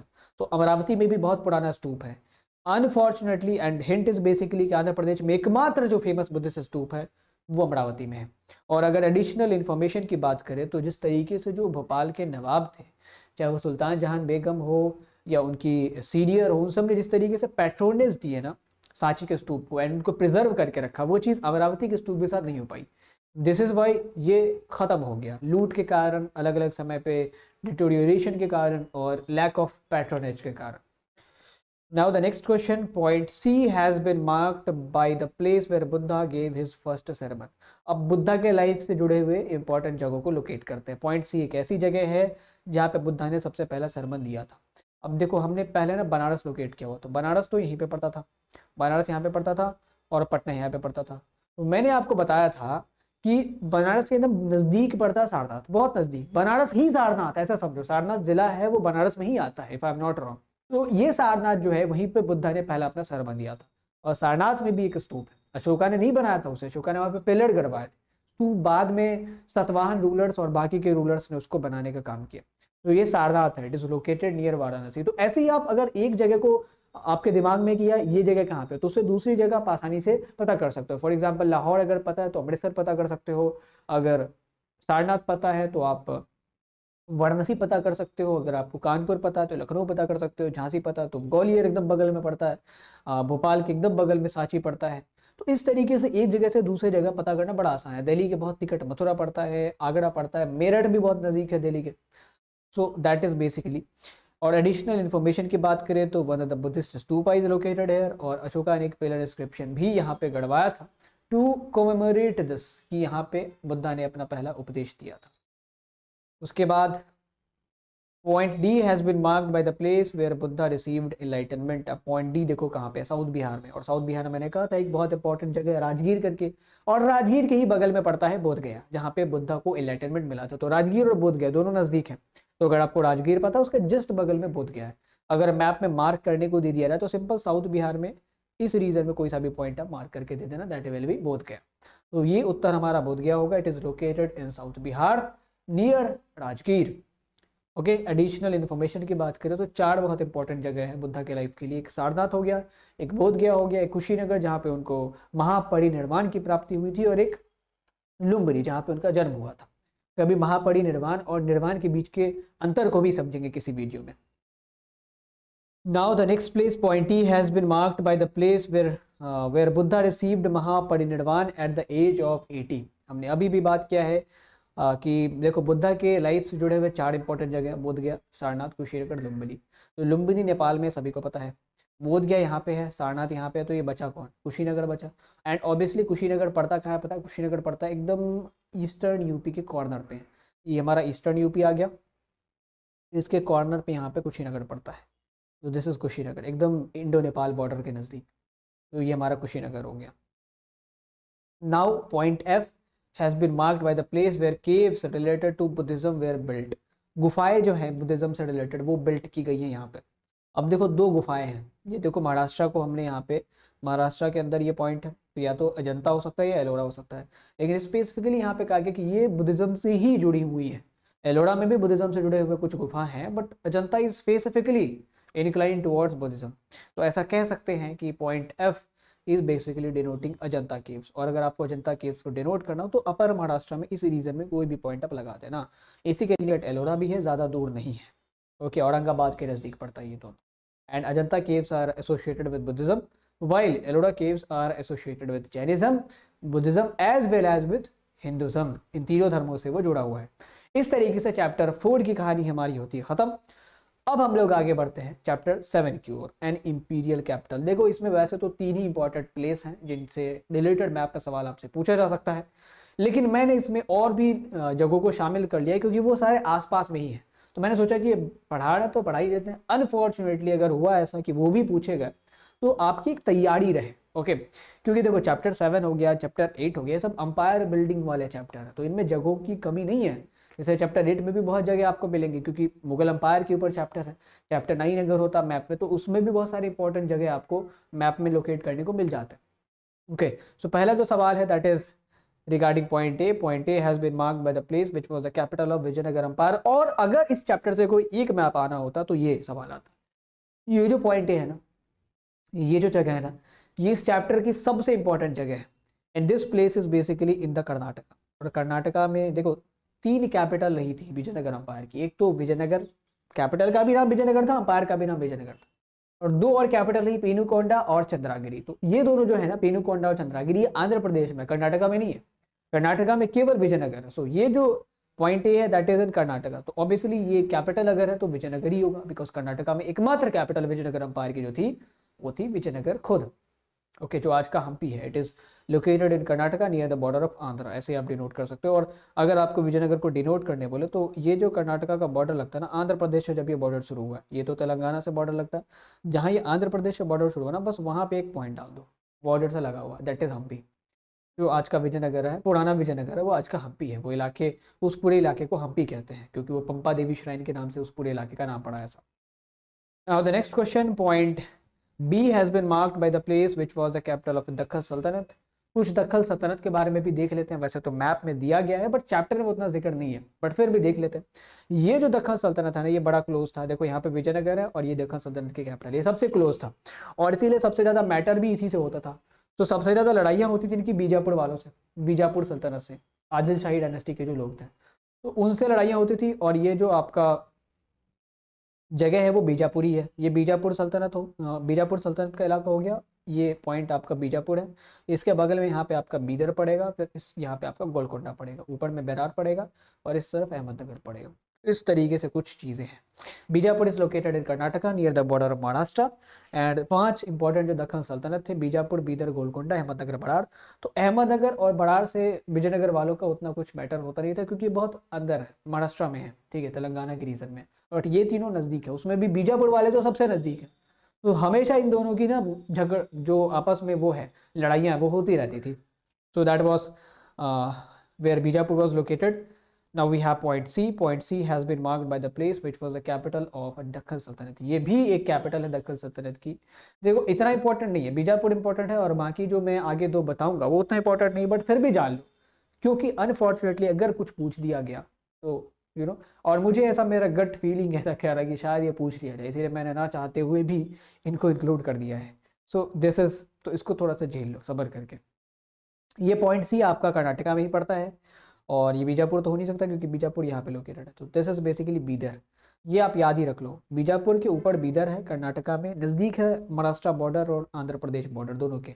आंध्र प्रदेश नहीं, तेलंगाना, तेलंगाना, ये आपका तेलंगाना हो गया, ये तेलंगाना हो गया। ओके, एडिशनल इन्फॉर्मेशन वही कि 5 आपके दक्खन सल्तनत थे, याद रख लें आप। फिर आपका आ गया point D has been marked by the place which was the capital of Deccan सल्तनत। अब देखो 3 दक्खन सल्तनत के कैपिटल आपको याद होने ज़रूरी है। पहला हो गया बीजापुर, यहाँ पे बीजापुर है। फिर दूसरा हो गया आपका बीदर, यहाँ पे बीदर। और तीसरा हो गया गोलकोंडा जो कि तेलंगाना में पड़ता है, आज का Hyderabad. So Golconda is basically is in Telangana near the border of Maharashtra and Karnataka. Now we have point E. Point E has been marked by the place which was the capital of Vijayanagar Empire.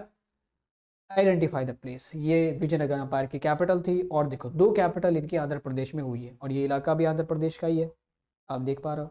लेकिन मैप में आपके केवल चंद्रागिरी का जिक्र है, पेनुकोंडा का जिक्र नहीं है। सो दिस प्लेस ए, मतलब जो पॉइंट ए से जिस प्लेस को डिनोट किया गया है वो चंद्रागिरी होगा, पेनुकोंडा नहीं होगा क्योंकि पेनुकोंडा आपके बुक में है ही नहीं, तो वो पूछेंगे ही नहीं। जिक्र है बस पेनुकोंडा का, बट मैप में लोकेट करके पेनुकोंडा को नहीं दिखाया गया। Chandragiri will be the correct answer. It is located in the lower Andhra Pradesh near the border of Tamil Nadu. और विजयनगर की जो कैपिटल थी विजयनगर, वो यहाँ पे लोकेटेड है, आंध्र प्रदेश और कर्नाटका के बॉर्डर पे। ओके, इसके अलावा अब कुछ नायक पावर के सेंटर को देख ले जहाँ पे नायकों का गढ़ था। देखो नायक कौन होते थे? नायक थे, फॉर एग्जांपल मैं अंबार चलाता हूँ, मैंने देखा कि मेरे ही इलाके में कुछ लोग हैं जिनके पास छोटी छोटी कुछ आर्मी है और वो बड़े काम के लोग हैं, लड़ाइयों में मेरा साथ दे सकते हैं, बस उनके पास कभी किस बात की, तो उनके पास पैसा नहीं होता, इसीलिए वो लूट मार करते हैं। तो मैंने उन सबको इकट्ठा किया, बोला कि बॉस तुम लूट मार क्यों करते हो? तो सर कहते हैं कि हमारे पास तो पैसा ही नहीं है, तुम क्या करें? तो मैंने कहा कि ठीक है, हम तुम्हें कुछ रसद पहुंचाएंगे, कुछ पैसा भी देंगे, बट तुम्हारा काम ये है कि तुम अपनी आर्मी से उस पूरे इलाके में लॉ एंड ऑर्डर मेंटेन करो और अपनी आर्मी को हमेशा ट्रेंड रखो, ताकि कल को हमें अगर लड़ाई में आदमियों की जरूरत पड़े तो हम तुम्हारी आर्मी यूज कर सके। तो ये नायक होते थे, और इन्हीं नायकों में से कुछ बहुत लॉयल हो जाते थे ना, वैसे तो सारे नायक अमूमन लॉयल होते थे, जो लॉयल नहीं होते थे राजा के उनको पनिशमेंट दी जाती थी। तो जो इन्हीं नायकों में से जो बहुत लॉयल हुए उनको फिर ऑफिशियली आर्मी में, विजयनगर की आर्मी में कमांडर बना दिया जाता था, और वो नायक फिर हो जाते थे Amar Nayak. That is basically the difference between Nayaka and Amar Nayaka. तो ये मैसूर है आपका, अगर आप देखो मैसूर बहुत दिनों तक नायक पावर का गढ़ रहा, और बाद में जब विजयनगर अंपायर का पतन होता है तो ये मैसूर किंगडम उभर के आता है। इसमें बहुत दिनों तक वाडियार डायनेस्टी के लोगों ने शासन किया, फिर हैदर अली आते हैं, टीपू सुल्तान आते हैं। तो ये मैसूर बड़ा मतलब इंपॉर्टेंट है। अगर तीन मैप इस चैप्टर के मुझसे कहो जो इंपॉर्टेंट हो, तो एक तो विजयनगर हो गया, एक चंद्रागिरी हो गया, और एक मैसूर हो गया। This is basically Mysore. Point F has been marked by the place which was a famous centre of Naika power in Vijayanagar Empire. Identify the place. This is Mysore. And how it can be located? So it is located in lower Karnataka. अगर आपको map में से locate करने को दे दिया रहा तो lower Karnataka में एक पॉइंट डाल देना, दैट विल बी मैसूर। और कुछ और मैसूर के अलावा कुछ और फेमस नायका पावर के सेंटर जो थे वो थे कांचीपुरम, मदुरई, तंजावुर। मदुरई में आपने मीनाक्षी टेम्पल देखा होगा, बहुत फेमस है। उसको बनाने में भी, उसके गोपुरम को बनाने में भी, गोपुरम मतलब गेटवेज, उसको बनाने में भी मदुरई के नायकों ने बड़ा कॉन्ट्रीब्यूशन दिया हुआ था। अब हम लोग इन तीनों नायका सेंटर के पावर को भी देख लेंगे, नायका पावर के सेंटर को, चाहे कांचीपुरम हो गया, तंजावुर हो गया या मदुरई हो गया। तो शुरुआत करते हैं पॉइंट जी से। Point G is also a place which was a famous centre of Nayaka power in Vijayanagar empire. देखो ये तीनों ही जो सेंटर ऑफ नायका पावर है, चाहे वो कांचीपुरम हो गया, मदुरई हो गया और तंजावुर हो गया, ये तीनों तमिलनाडु में है। मैसूर कर्नाटका में है, बाकी ये तीनों तमिलनाडु में। और इन तीनों का सीक्वेंस कुछ ऐसा, सबसे ऊपर आपका कांचीपुरम पड़ता है, उसके बीच में तंजावुर, और सबसे नीचे आपका मदुरई। तो ये सीक्वेंस है, याद रखना। सबसे ऊपर कांचीपुरम, तंजावुर, मदुरई, कांचीपुरम, तंजावुर, मदुरई। सबसे ऊपर क्या, अभी जो पॉइंट जी है that is located in the upper Tamil Nadu, वे Kanchipuram, it is located in upper Tamil Nadu. और अगर मैं बात करूँ पॉइंट एच की, तो मिडिल तमिलनाडु में है, और ये भी नायका सेंटर का पावर था, तो नायका पावर का सेंटर था, तो ये आपका तंजावुर हो जाए क्योंकि ये मिडिल तमिलनाडु में है। तो सीक्वेंस अगर ऐसा है, कुछ अपर से लोअर पे आते हैं तो ऐसा है, सबसे ऊपर कांचीपुरम, फिर तंजावुर, फिर आपका मदुरई। ओके, ये मैंने एडिशनल डाल दिए हैं, वैसे तो इंपॉर्टेंट है नहीं, बट फिर भी ये और दखल सल्तनत वाला ऑप्शनल है, अगर आप याद कर सको तो बेहतर है, क्योंकि तैयारी जितनी मजबूत हो उतना बेहतर है। उसके अलावा last question, point I has been marked by the place which was a famous centre of Nayaka power in Vijayanagar empire. ये मदुरई है, क्योंकि 3 पॉइंट हमने देख लिया, कांचीपुरम, तंजावुर और सबसे नीचे मदुरई। और हिंट भी आप ऐसा याद रखो, from upper two lower Tamil Nadu, सबसे ऊपर कांचीपुरम, फिर तंजावुर और फिर मदुरई। ओके, तो अगर मुझे रॉ मैप दे दिया जाए और कुछ जगहों को लोकेट करने को कहा जाए, तो ये पॉइंट 4 सबसे पहले तो हो जाएगा विजयनगर, पॉइंट 3 हो जाएगा हमारा बीजापुर, पॉइंट 1 हो जाएगा बीदर, पॉइंट 2 हो जाएगा गोलकोंडा, और point 12 if I am not wrong ये बड़ाड़ हो जाएगा। फिर 9 और 7, इसमें मैसूर कौन सा होगा? मैसूर ये होगा 7। 9 को क्या है? 9 कोलार नाम की एक जगह है, आपने केजीएफ मूवी देखी होगी, कोलार गोल्ड फिल्म्स करके शायद थी, तो वो कोलार के सोने के खदानों पे ही बनी है। तो ये बहुत एक इम्पॉर्टेंट जगह थी, क्योंकि सोना यहाँ से मिलता था। फिर आपका 5 आ गया, ये चंद्रागिरी हो गया, और 6 आपका हो गया कांचीपुरम, 8 आपका हो गया तंजावुर, 10 आपका हो गया मदुरई, और 11 एक क्विलॉन करके जगह थी। क्विलॉन एक पोर्ट सिटी मान लो, केरला में थी, यहाँ से सामान बाहर जाया करते थे, तो क्विलॉन भी एक बहुत इंपॉर्टेंट जगह है।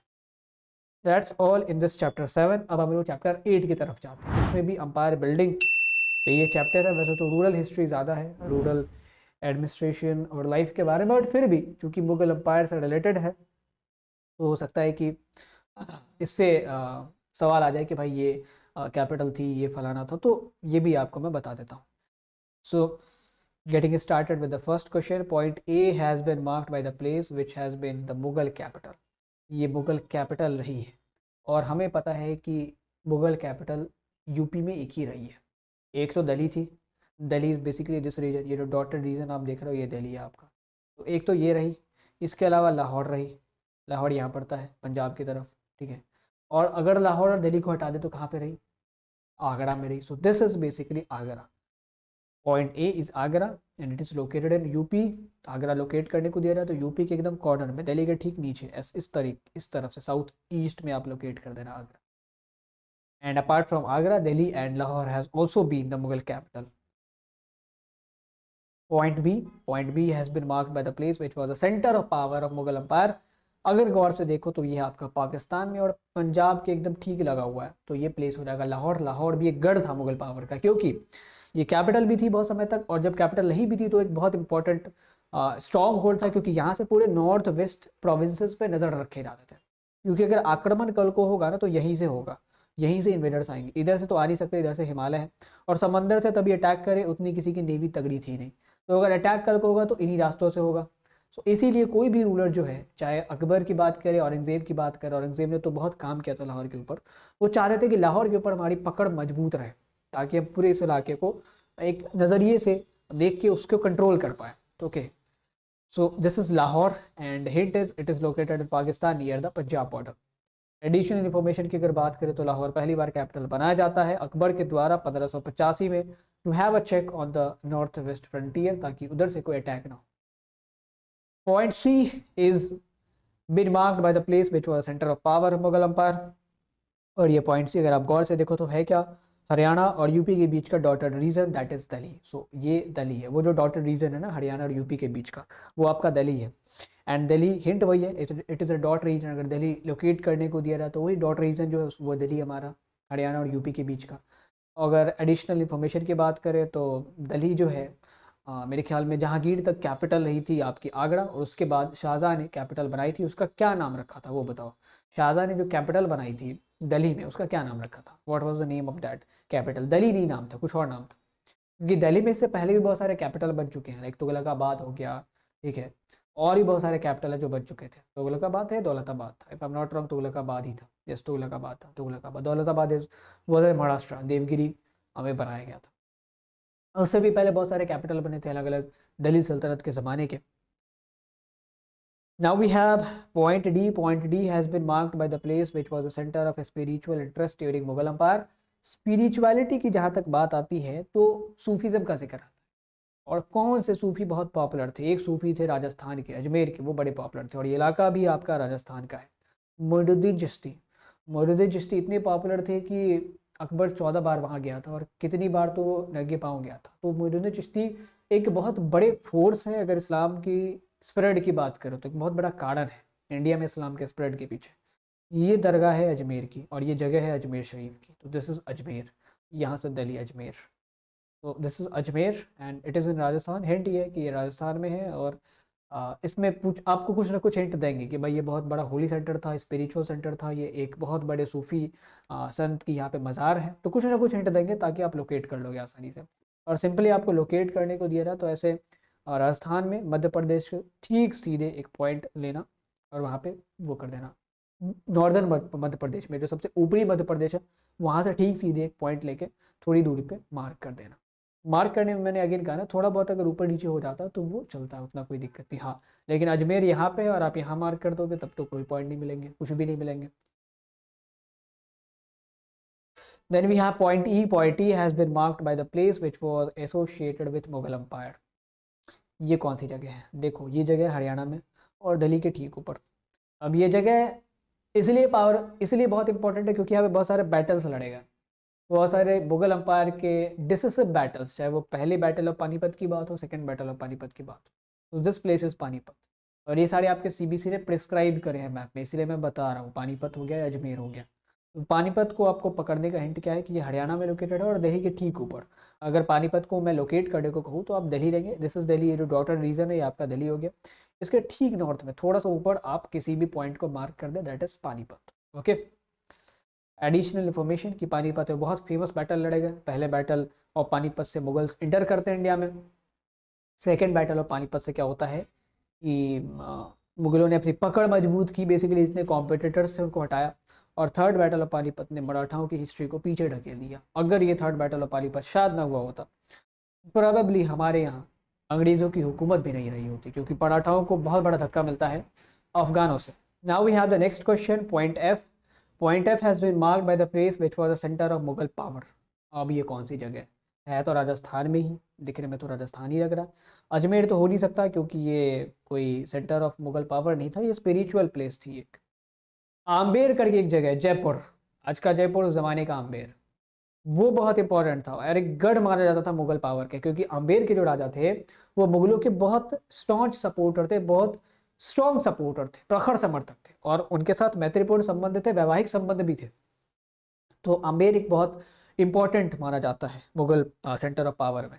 It is located in Rajasthan, it is located in the north east of Ajmer. Delhi से थोड़ा नीचे अगर आप मार्क कर दो राजस्थान में, तो आपका जयपुर हो जाएगा। आम्बेर जो उस जमाने का आम्बेर था, अभी तो जयपुर कहते हैं उसे। और आमेर बहुत दिनों तक जो है मुगल अम्पायर को पकड़ के रखे रहा, क्योंकि चाहे भारमल से शुरुआत हुई, फिर मान सिंह आते हैं, और औरंगज़ेब तक इनके रूलर्स ने लॉयल्टी रखी थी मुगल अम्पायर से। उसके बाद चूँकि मुगल अम्पायर ही बिखर जाता है खुद, तो जितने भी राजपुताना के रूलर्स हैं वो सब आसपास बिखरने लग जाता है। हेयर यू कैन मार्क, ये तो अजमेर हो गया और ये जयपुर हो गया। तो इस तरीके से आप देख सकते हैं अजमेर के ठीक नॉर्थ ईस्ट में जो है जयपुर आपका पड़ता है, यहाँ पे जयपुर और अजमेर। तो आप ये चीज़ों को याद रखें, अजमेर अगर आप मार्क कर सकते हो उसका ठीक नॉर्थ ईस्ट में आपका जयपुर मार्क होता है। ठीक, अगर दोनों डॉट मैंने दे दिया तो आप पहचान भी लो, नीचे अगर कोई डॉट है तो वो अजमेर है राजस्थान में, और ऊपर वाला जो डॉट है that is Jaipur in Rajasthan. Now coming to the next question, point G. Point G has been marked by the place which was the center of Mughal power. Identify the place. ये जगह कौन सी है? ये पॉइंट जी आप जगह तो देख के पहचान ही सकते हो कि महाराष्ट्र और कर्नाटक के बीच में जो जगह है छोटी सी, ये गोवा है। अब आप कहोगे कि गोवा कैसे सेंटर ऑफ पावर हो गया, क्योंकि बहुत दिनों तक तो ये पुर्तगालियों के अधीन था। देखो, औरंगजेब के ज़माने तक पुर्तगाली और जितने भी यूरोपियन पावर थे वो कुछ भी नहीं थे। पहले ही पुर्तगालियों के अधीन गोवा था, बट जब भी औरंगजेब को यूज़ पड़ती थी गोवा की, वो यूज़ कर लेता था। तिवारी को यूज़ पड़ती थी वो कर लेता था, क्योंकि पुर्तगाली ज़माने तक नेटिव पावर से भिड़ नहीं सकते थे, उनके पास उतनी शक्तियाँ नहीं थी। कहने को वो पुर्तगालियों ने गोवा के पोर्ट्स वगैरह पे कब्जा कर रखा था, बट पूरा का पूरा शहर जब औरंगजेब चाहता था तब यूज़ कर पाता था। और औरंगजेब के मरने के बाद ये चीज़ क्लियर हुई कि अब यूरोपियन पावर्स थोड़ा सा अपने पाँव पसार सकते हैं, क्योंकि अब उनके रूलर्स में उतनी शक्ति नहीं रही। और वैसे तो औरंगजेब के बेटे ने पुर्तगालियों को सपोर्ट भी बहुत करा था, क्योंकि औरंगजेब का जो लड़का बैठता गद्दी पे, मुअज्जम शाह बहादुर शाह फर्स्ट, उसकी वाइफ पुर्तगाली थी, अपने आप क्रिश्चियन थी, उन्होंने बहुत सपोर्ट किया था पुर्तगालियों को। So that is basically Goa. Goa is the dot region between Maharashtra and Karnataka, and Goa जो है बहुत दिनों तक मुगलों का स्ट्रॉन्ग होल्ड रहा था शिवाजी और मराठाओं से लड़ाई के दौरान। So yes, now starting with the chapter 11, ये भी बहुत इंपॉर्टेंट है। चैप्टर 11 और चैप्टर 13 ये दोनों बहुत इंपॉर्टेंट है अगर मैप बेस्ड क्वेश्चंस के पर्सपेक्टिव से बात करें, क्योंकि इसमें 10 के करीब इंपॉर्टेंट मैप इंपॉर्टेंट प्लेसेस हैं, और चैप्टर 9 में भी, चैप्टर 13 में भी 8-9 के करीब बड़े इंपॉर्टेंट जगह है। तो इन सब से मैप बेस्ड क्वेश्चंस पूछे जाने की बड़ी आशंका है। पहले सवाल से अगर शुरू करें इस rebels and the Raj chapter की, तो ये जो जगह है that is point A. Hint मैं तो दूंगा ही हर एक क्वेश्चन में, बट आपको ट्रिक भी बताऊंगा कि कैसे विदाउट हिंट आप मार्क कर सकते हो उस जगह को। Point A has been marked by the place which was a major center of revolt of 1857. Identify the place. ये एक बहुत मेजर सेंटर है 1857 का, इस प्लेस को आइडेंटिफाई करो। यहाँ पे हिंट नहीं दिया हुआ है, बस दिया हुआ है कि ये बहुत मेजर सेंटर था। देखो, ये जो जगह है ना, ये आपका एकदम मध्य प्रदेश के बॉर्डर से लगता है, लेकिन है यूपी में। जिस प्लेस से झांसी, ये झांसी है, और इसके ठीक बगल में यहाँ पे ग्वालियर पड़ता है। तो झांसी और ग्वालियर दोनों एक साथ आप याद रखो। ग्वालियर इज इन मध्य प्रदेश, एकदम नॉर्दर्न टिप में है। झांसी बॉर्डर पे है मध्य प्रदेश के, एकदम लोअर यूपी में है, एकदम located is in UP. Bundelkhand का रीजन है, this is the region of Bundelkhand. तो ये यूपी में पड़ता है, but located near the border of Madhya Pradesh. And ये जो झांसी है खास इसलिए है क्योंकि रानी लक्ष्मीबाई यहीं से इस रिवोल्ट को लीड करती हैं अपने सिपाहियों के साथ। तो हिंट में मैं ऐसा भी दे सकता था कि point A has been marked by the place from where Rani Lakshmibai of Jhansi led the revolt of 1857. Now the second question, point B. Point B has been marked by the place from where Nana Sahib led the revolt. अब नाना साहब ने कहाँ से revolt lead करा था ये तो सबको पता है, that was from Kanpur. Kanpur locate कैसे करेंगे, झांसी है ना, झांसी से ठीक थोड़ा सा ऊपर। देखो ये जो सेंटर है ना पूरे यूपी का, दैट इज लखनऊ। ये सेंटर है यूपी का लखनऊ, और इस लखनऊ से एकदम बगल में पड़ता है कानपुर, ज़्यादा दूर है नहीं। सो it is located in UP near Lucknow. And additional information की अगर बात करें तो नाना साहेब के जो एलाई थे, उनके भाई आपके राव साहब हो गए या उनके कमांडर तांत्या टोपे, ये दोनों भी कानपुर से बहुत एक्टिव था लड़ाई में। तांत्या टोपे तो हालांकि ग्वालियर से भी लड़ाई लीड करते हैं, बहुत बढ़िया वॉर कमांडर थे Tantya Tope. Now coming to the third question, point C has been marked by the place which was associated with सिपाही म्यूटनी। सिपाही म्यूटनी की जब बात आती है तो एक शहर का नाम आता है, दैट इज मेरठ। और मेरठ लोकेटेड है एकदम दिल्ली के नज़दीक। तो कोई भी पॉइंट दिल्ली के नज़दीक अगर सिपाही म्यूटनी से रिलेटेड संबंधित आपसे पूछा जाए तो वो मेरठ है, एकदम इसके बगल में, दिल्ली के बगल में। सो it is located in the north east of Delhi. यहाँ से सिपाही म्यूटनी मेरठ कंटोनमेंट से शुरू हुई थी। Now we have point D, और ये तो सभी को पता है क्योंकि डॉटेड रीजन है हरियाणा और यूपी के बीच का। So point D has been marked by the place which was a major centre of revolt of 1857। Identify the place, ये जगह कौन सी है, तो ये दिल्ली है क्योंकि हरियाणा और यूपी के बीच का डॉटेड रीजन है। और बहुत आसान है समझना कि डॉटेड रीजन दिल्ली और यूपी और हरियाणा के बीच का, दैट इज दिल्ली। खास इसलिए क्योंकि बहादुर शाह जफर भी यहाँ से लीड करते हैं, मुगल आर्मी यहीं से लीड करते हैं रिवोल्ट को, और क्रश भी करने के सिलसिले में दिल्ली को ही कब्जाना चाहते थे अंग्रेज कि भाई दिल्ली अगर हमारे कब्जे में आ गया तो सारे रेबल्स का मोरल डाउन हो जाएगा। क्योंकि इनके जो लीडर हैं बहादुर शाह जफर, नॉमिनल लीडर ही, लेकिन लीडर तो थे ना, वो उम्र नहीं थी उनकी लड़ाई करने की, बट उन्होंने हौसला तो दिया था। तो ये बहादुर शाह जफर के ज़मीन को अगर हमने कब्जा लिया तो रेबल्स का जो मोरल है वो तो डाउन हो गया, ख़त्म हो गया। Then we have point E. Point E has been marked by the place which was a major center of revolt in 1857। ये हमारा पड़ता है वेस्ट बंगाल में। और ये जो जगह है, हमने कहा था कि भाई वेस्ट बंगाल में एक जगह बड़ा फेमस था रिवोल्ट के रिलेटेड, दैट वाज कैलकाटा। उस जमाने का अंग्रेज़ों का गढ़, वहाँ से भी रिवोल्ट हो रहे थे, सो दैट इज़ कैलकाटा। और कैलकाटा लोकेटेड ही यहाँ पे साउथ बंगाल में, मतलब बंगाल के एकदम साउथ में, near the border of Bangladesh. This is why Calcutta is basically. और कैलकाटा इसलिए भी फेमस है क्योंकि यहाँ पे जो है फोर्ट विलियम भी लोकेटेड था, और ये एक पॉलिटिकल स्ट्रॉन्ग होल्ड था ईआईसी का। यहाँ से भी जब चीज़ें बिगड़ने लग गई तो ईस्ट इंडिया कंपनी ने सोचा कि भाई अब तो हमें कुछ करना पड़ेगा, क्योंकि कैलकाता, बैरकपुर, इन सब कंटोनमेंट में लगातार बगावत हो रही थी। Then we have point F. Point F has been marked by the place from where Begum Hazrat Mahal. अब बेगम हजरत महल अवध की नवाब थी, नवाब की वाइफ थी, तो नवाब ही थी, रीजेंट के तौर पे काम कर रही थी ब्रजेश कद्र, जो कि नवाब के लड़के थे उनके। तो ये कहाँ से रिवोल्ट लीड करेंगी, ऑब्वियसली अवध की राजधानी से। और ये जो जगह है वो भी तो अवध की राजधानी है ना, हमने अभी कानपुर देखा, और कानपुर के ठीक ऊपर क्या है, लखनऊ है। So it is basically Lucknow. And the hint is कि Lucknow is located in the centre of UP, बीच में एकदम, ठीक है, कानपुर के जस्ट बगल में, एकदम सेंटर में, यूपी के सेंटर में।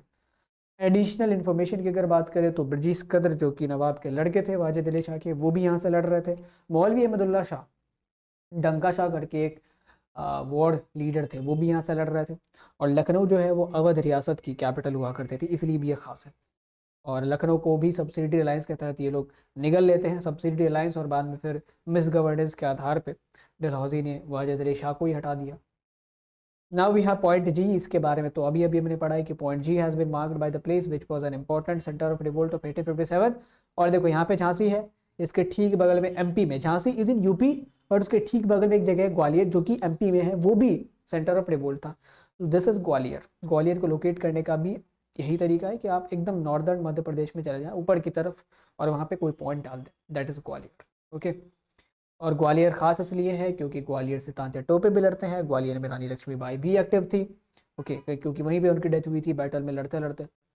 Now we have the next question, point H. Point H has been marked by the place which was an important centre of revolt of 1857। ये जगह देख लो, हमने अभी भी इस जगह को चैप्टर 2 में भी पढ़ा है, इस जगह को चैप्टर 4 में भी पढ़ा है, दैट इज़ बनारस। ये बनारस है, एकदम बनारस है। और इसके ऊपर एक आजमगढ़ पड़ता, आजमगढ़ भी एक मेन सेंटर ऑफ रिवोल्ट था, तो इसको भी आप ध्यान रखेंगे। Banaras is located in east UP near the border of Bihar. ये जो ईस्ट यूपी का बॉर्डर है ना, इसके यहाँ पे बनारस है, इसके ठीक ऊपर आजमगढ़ है, और इसके ठीक ऊपर आपका गोरखपुर है, जो कि आप पढ़ेंगे चैप्टर 13 में। चौड़ा चौड़ी विलेज जो है वो गोरखपुर में ही था। ओके, तो now the next we have point I has been marked by the place from where Babu Kunwar Singh led the revolt of 1857। यहाँ पे कन्फ्यूजन ये हो सकता है कि कहीं कुंवर सिंह ने पटना से तो रिवोल्ट लीड नहीं किया था, तो पटना से अगर करते तो यहाँ पे पटना पॉइंटेड है, पटना तो यहाँ पे है, तो ये पॉइंट कहाँ से आ गया, ये आरा है, दैट इज़ नॉट पटना, ये आरा है। और कुंवर सिंह ने पटना से रिवोल्ट लीड नहीं किया था, पटना से कोई और कर रहा था, ये आरा से कर रहा था। So this point I is basically Arrah, and it is located in west Bihar near the border of UP, below Patna, थोड़ा सा नीचे है पटना से। Now we have the last question of this chapter. Point J has been marked by the place which was an important center of revolt of 1857. हमने देखा, देखो ये इलाका ईस्ट यूपी में है, और ईस्ट यूपी में एक हमने अभी अभी बनारस पढ़ा है जो थोड़ा नीचे है, और इसके ठीक ऊपर अब हमारा पड़ता है कौन सा, आजमगढ़. सो दिस इज आजमगढ़. और आजमगढ़ खास किस लिए, क्योंकि यहाँ पे आजमगढ़ प्रोक्लेमेशन आपने चैप्टर में पढ़ा होगा. रेबल्स बहुत ज़्यादा एक्टिव थे आजमगढ़ में, और कुंवर सिंह ने तो आजमगढ़ फतेह भी किया था, वहाँ पर रेबल्स को इकट्ठा करके फिर आगे भी बढ़े, लेकिन फिर शहीद हुए Kunwar Singh. So that was all in the 11th chapter. Now we are moving ahead to the 13th chapter, जो कि आखिरी चैप्टर है मैप बेस्ड क्वेश्चंस के पर्सपेक्टिव से, बट बड़ा इंपॉर्टेंट है क्योंकि राष्ट्रवादी आंदोलन के बहुत सारे इंपॉर्टेंट जगह है जिससे रिलेटेड सवाल आपसे एग्जाम में मैप बेस्ड क्वेश्चंस के तौर पे पूछे जा सकते हैं. So here we have the first question. Point A has been marked by the place from where one of the initial satyagraha was launched. 3 जगह हैं एसोसिएटेड इनिशियल सत्याग्रहों से. एक आपका चंपारण हमारा बिहार का, फिर आपका खेड़ा, और तीसरा अहमदाबाद. और देखो खेड़ा और अहमदाबाद दोनों आसपास ही लोकेटेड है, but Kheda is slightly below than Ahmedabad. Ahmedabad यहाँ पे है और खेड़ा थोड़ा सा इससे नीचे है, नज़दीक में ही है बट दोनों. सो दिस इज खेड़ा, और खेड़ा गुजरात में लोकेटेड है. पहले तो ये जान लो कि गुजरात में 2 इनिशियल सत्याग्रह हुए थे, एक खेड़ा में और एक अहमदाबाद में. तो या तो ये खेड़ा होता है या अहमदाबाद होता. ओके, तो अगर ये अहमदाबाद नहीं तो खेड़ा है. और कैसे पता हमने क्या, क्योंकि ये थोड़ा सा नीचे अहमदाबाद एकदम यहाँ पे पड़ता है बीच में गुजरात के, और उससे थोड़ा सा नीचे हमारा खेड़ा पड़ता है. So it is located in Gujarat near Ahmedabad. And Gandhi ji has launched satyagraha from Kheda in 1918. और क्यों किया था, क्योंकि किसान आंदोलन कर रहे थे लगान माफ़ी के लिए, तो इसलिए इन्होंने सत्याग्रह लॉन्च किया था. Now we have point B. Point B has been marked by the place where Gandhi ji called for the need of mass nationalism for the first time. Identify the place. इस जगह पे गांधी जी ने पहली बार India के लोगों से आह्वान किया था कि हमें एक मास नेशनलिज्म की ज़रूरत है, बड़े पैमाने पर राष्ट्रवादी आंदोलन की ज़रूरत है अंग्रेजों को बाहर भगाने के लिए. ये कौन सी जगह है, ये बात उन्होंने की थी बीएचयू के इनॉग्रेशन में. और बीएचयू का फुल फॉर्म क्या है, बनारस हिंदू यूनिवर्सिटी, जो मेरा अल्मा मैटर भी है. तो ये बनारस हिंदू यूनिवर्सिटी लोकेटेड है बनारस में, ऑब्वियसली इलाहाबाद में तो हो नहीं सकता. तो ये जो जगह है दैट इज बनारस. यहाँ पे आपका बनारस है. बनारस हमने पिछले चैप्टर में भी देखा था, सारनाथ वाले चैप्टर में भी देखा. तो बनारस आपके दिमाग में तो आ ही जाना चाहिए. और यही तो काशी है ना, जो हमने महाजनपद के चैप्टर में देखा था. तो दिस इज बनारस, और ये आपका ईस्ट यूपी में लोकेटेड है near the border of Bihar. Additional information अगर देख ले तो in 1916 on the occasion of inauguration of BHU, Gandhi ji ने पहली बार एक मास नेशनलिज्म की अपील की थी और अपने एजेंडा को भी लॉन्च किया था, अगर कह सकते हैं ऐसा. तो then we have third question. Point C has been marked by the place which was associated with Rowlatt satyagraha. Rowlatt satyagraha की जब बात आती है तो एक हत्याकांड हमारे दिमाग में गूंजता है, जालियांवाला बाग हत्याकांड. और ये जो जगह है दैट इज इन पंजाब, और पंजाब में ही सबसे ज़्यादा इंटेंस था रॉलेट सत्याग्रह. और उसमें भी जो सबसे इंपॉर्टेंट जगह है वो अमृतसर, क्योंकि रॉलेट सत्याग्रह ख़त्म हुआ जालियांवाला बाग हत्याकांड के कारण ही.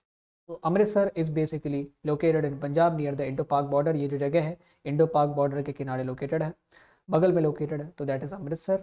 और रॉलेट सत्याग्रह से चूंकि सबसे फेमस प्लेस जो एसोसिएटेड है Rowlatt Satyagraha say that is Amritsar, क्योंकि जलियांवाला बाग हत्याकांड यहीं भी हुआ था. Then we have point D. Point D has been marked by the place which was associated with the demand of पूर्ण Swaraj.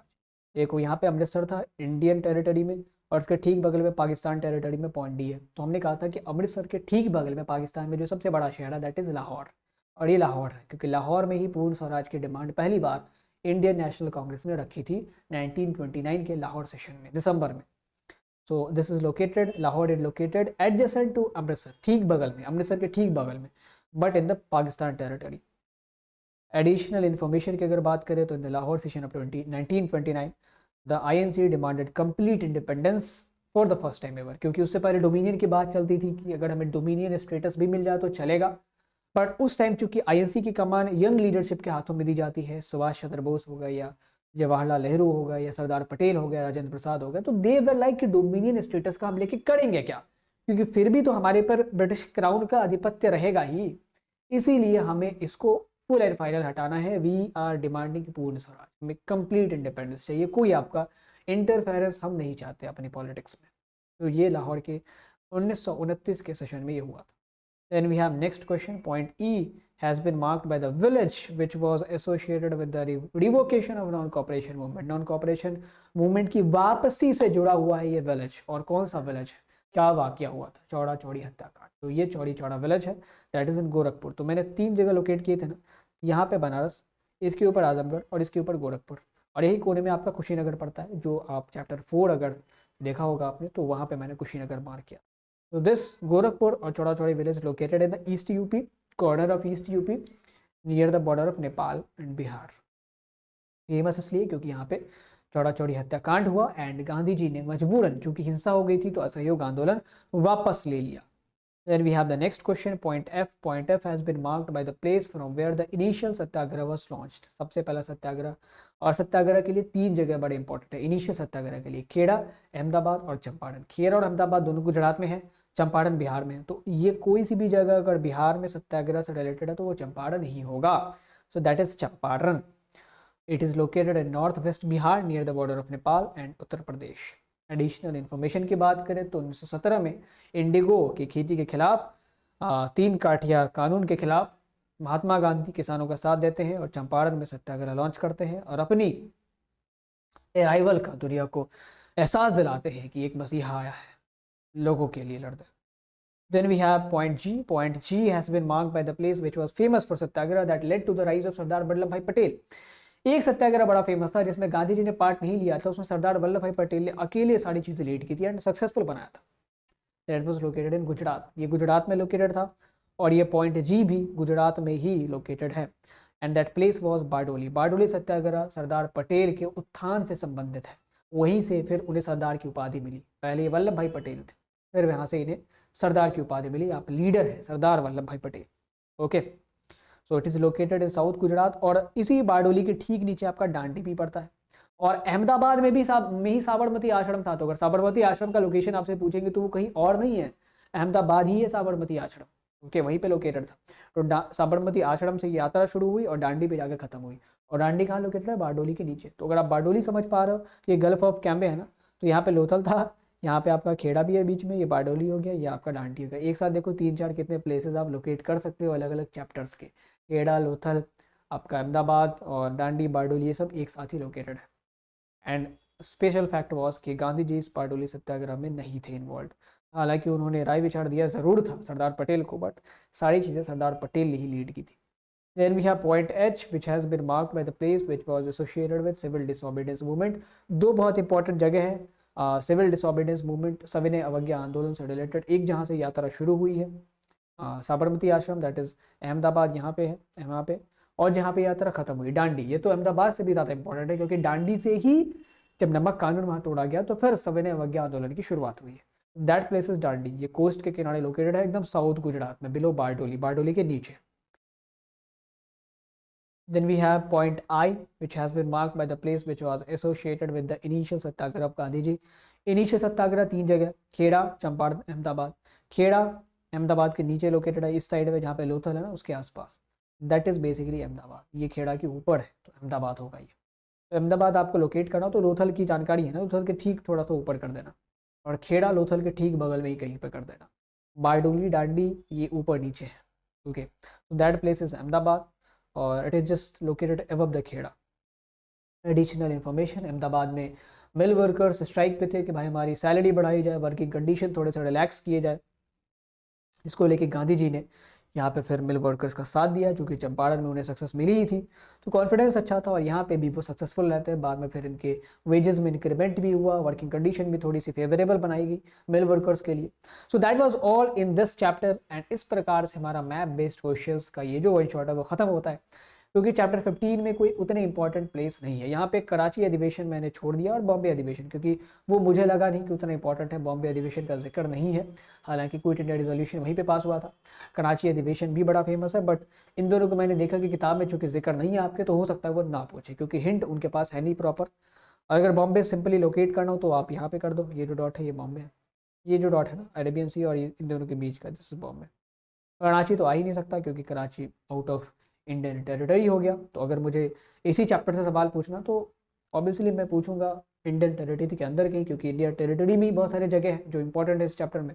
That's all in this map based questions and in this whole one shot of map based questions. Hope कि आपको किसी भी प्रकार की चीज़ों को समझने में दिक्कत नहीं हुई होगी। मैंने जो हिंट्स बताए हैं उन्होंने आपको जगहों को लोकेट करने में या उनको याद रखने में मदद की होगी। आपका काम ये है कि आप इस वीडियो को 1 से 2 बार देखिए, 3 बार देखिए, फिर जो पीडीएफ मैंने प्रोवाइड कराई है, जो डिस्क्रिप्शन बॉक्स में लिंक है एक छोटे से क्विज का, आप उस क्विज को अटेम्प्ट करें और अटेम्प्ट करने के साथ ही आपको पीडीएफ मिल जाएगा।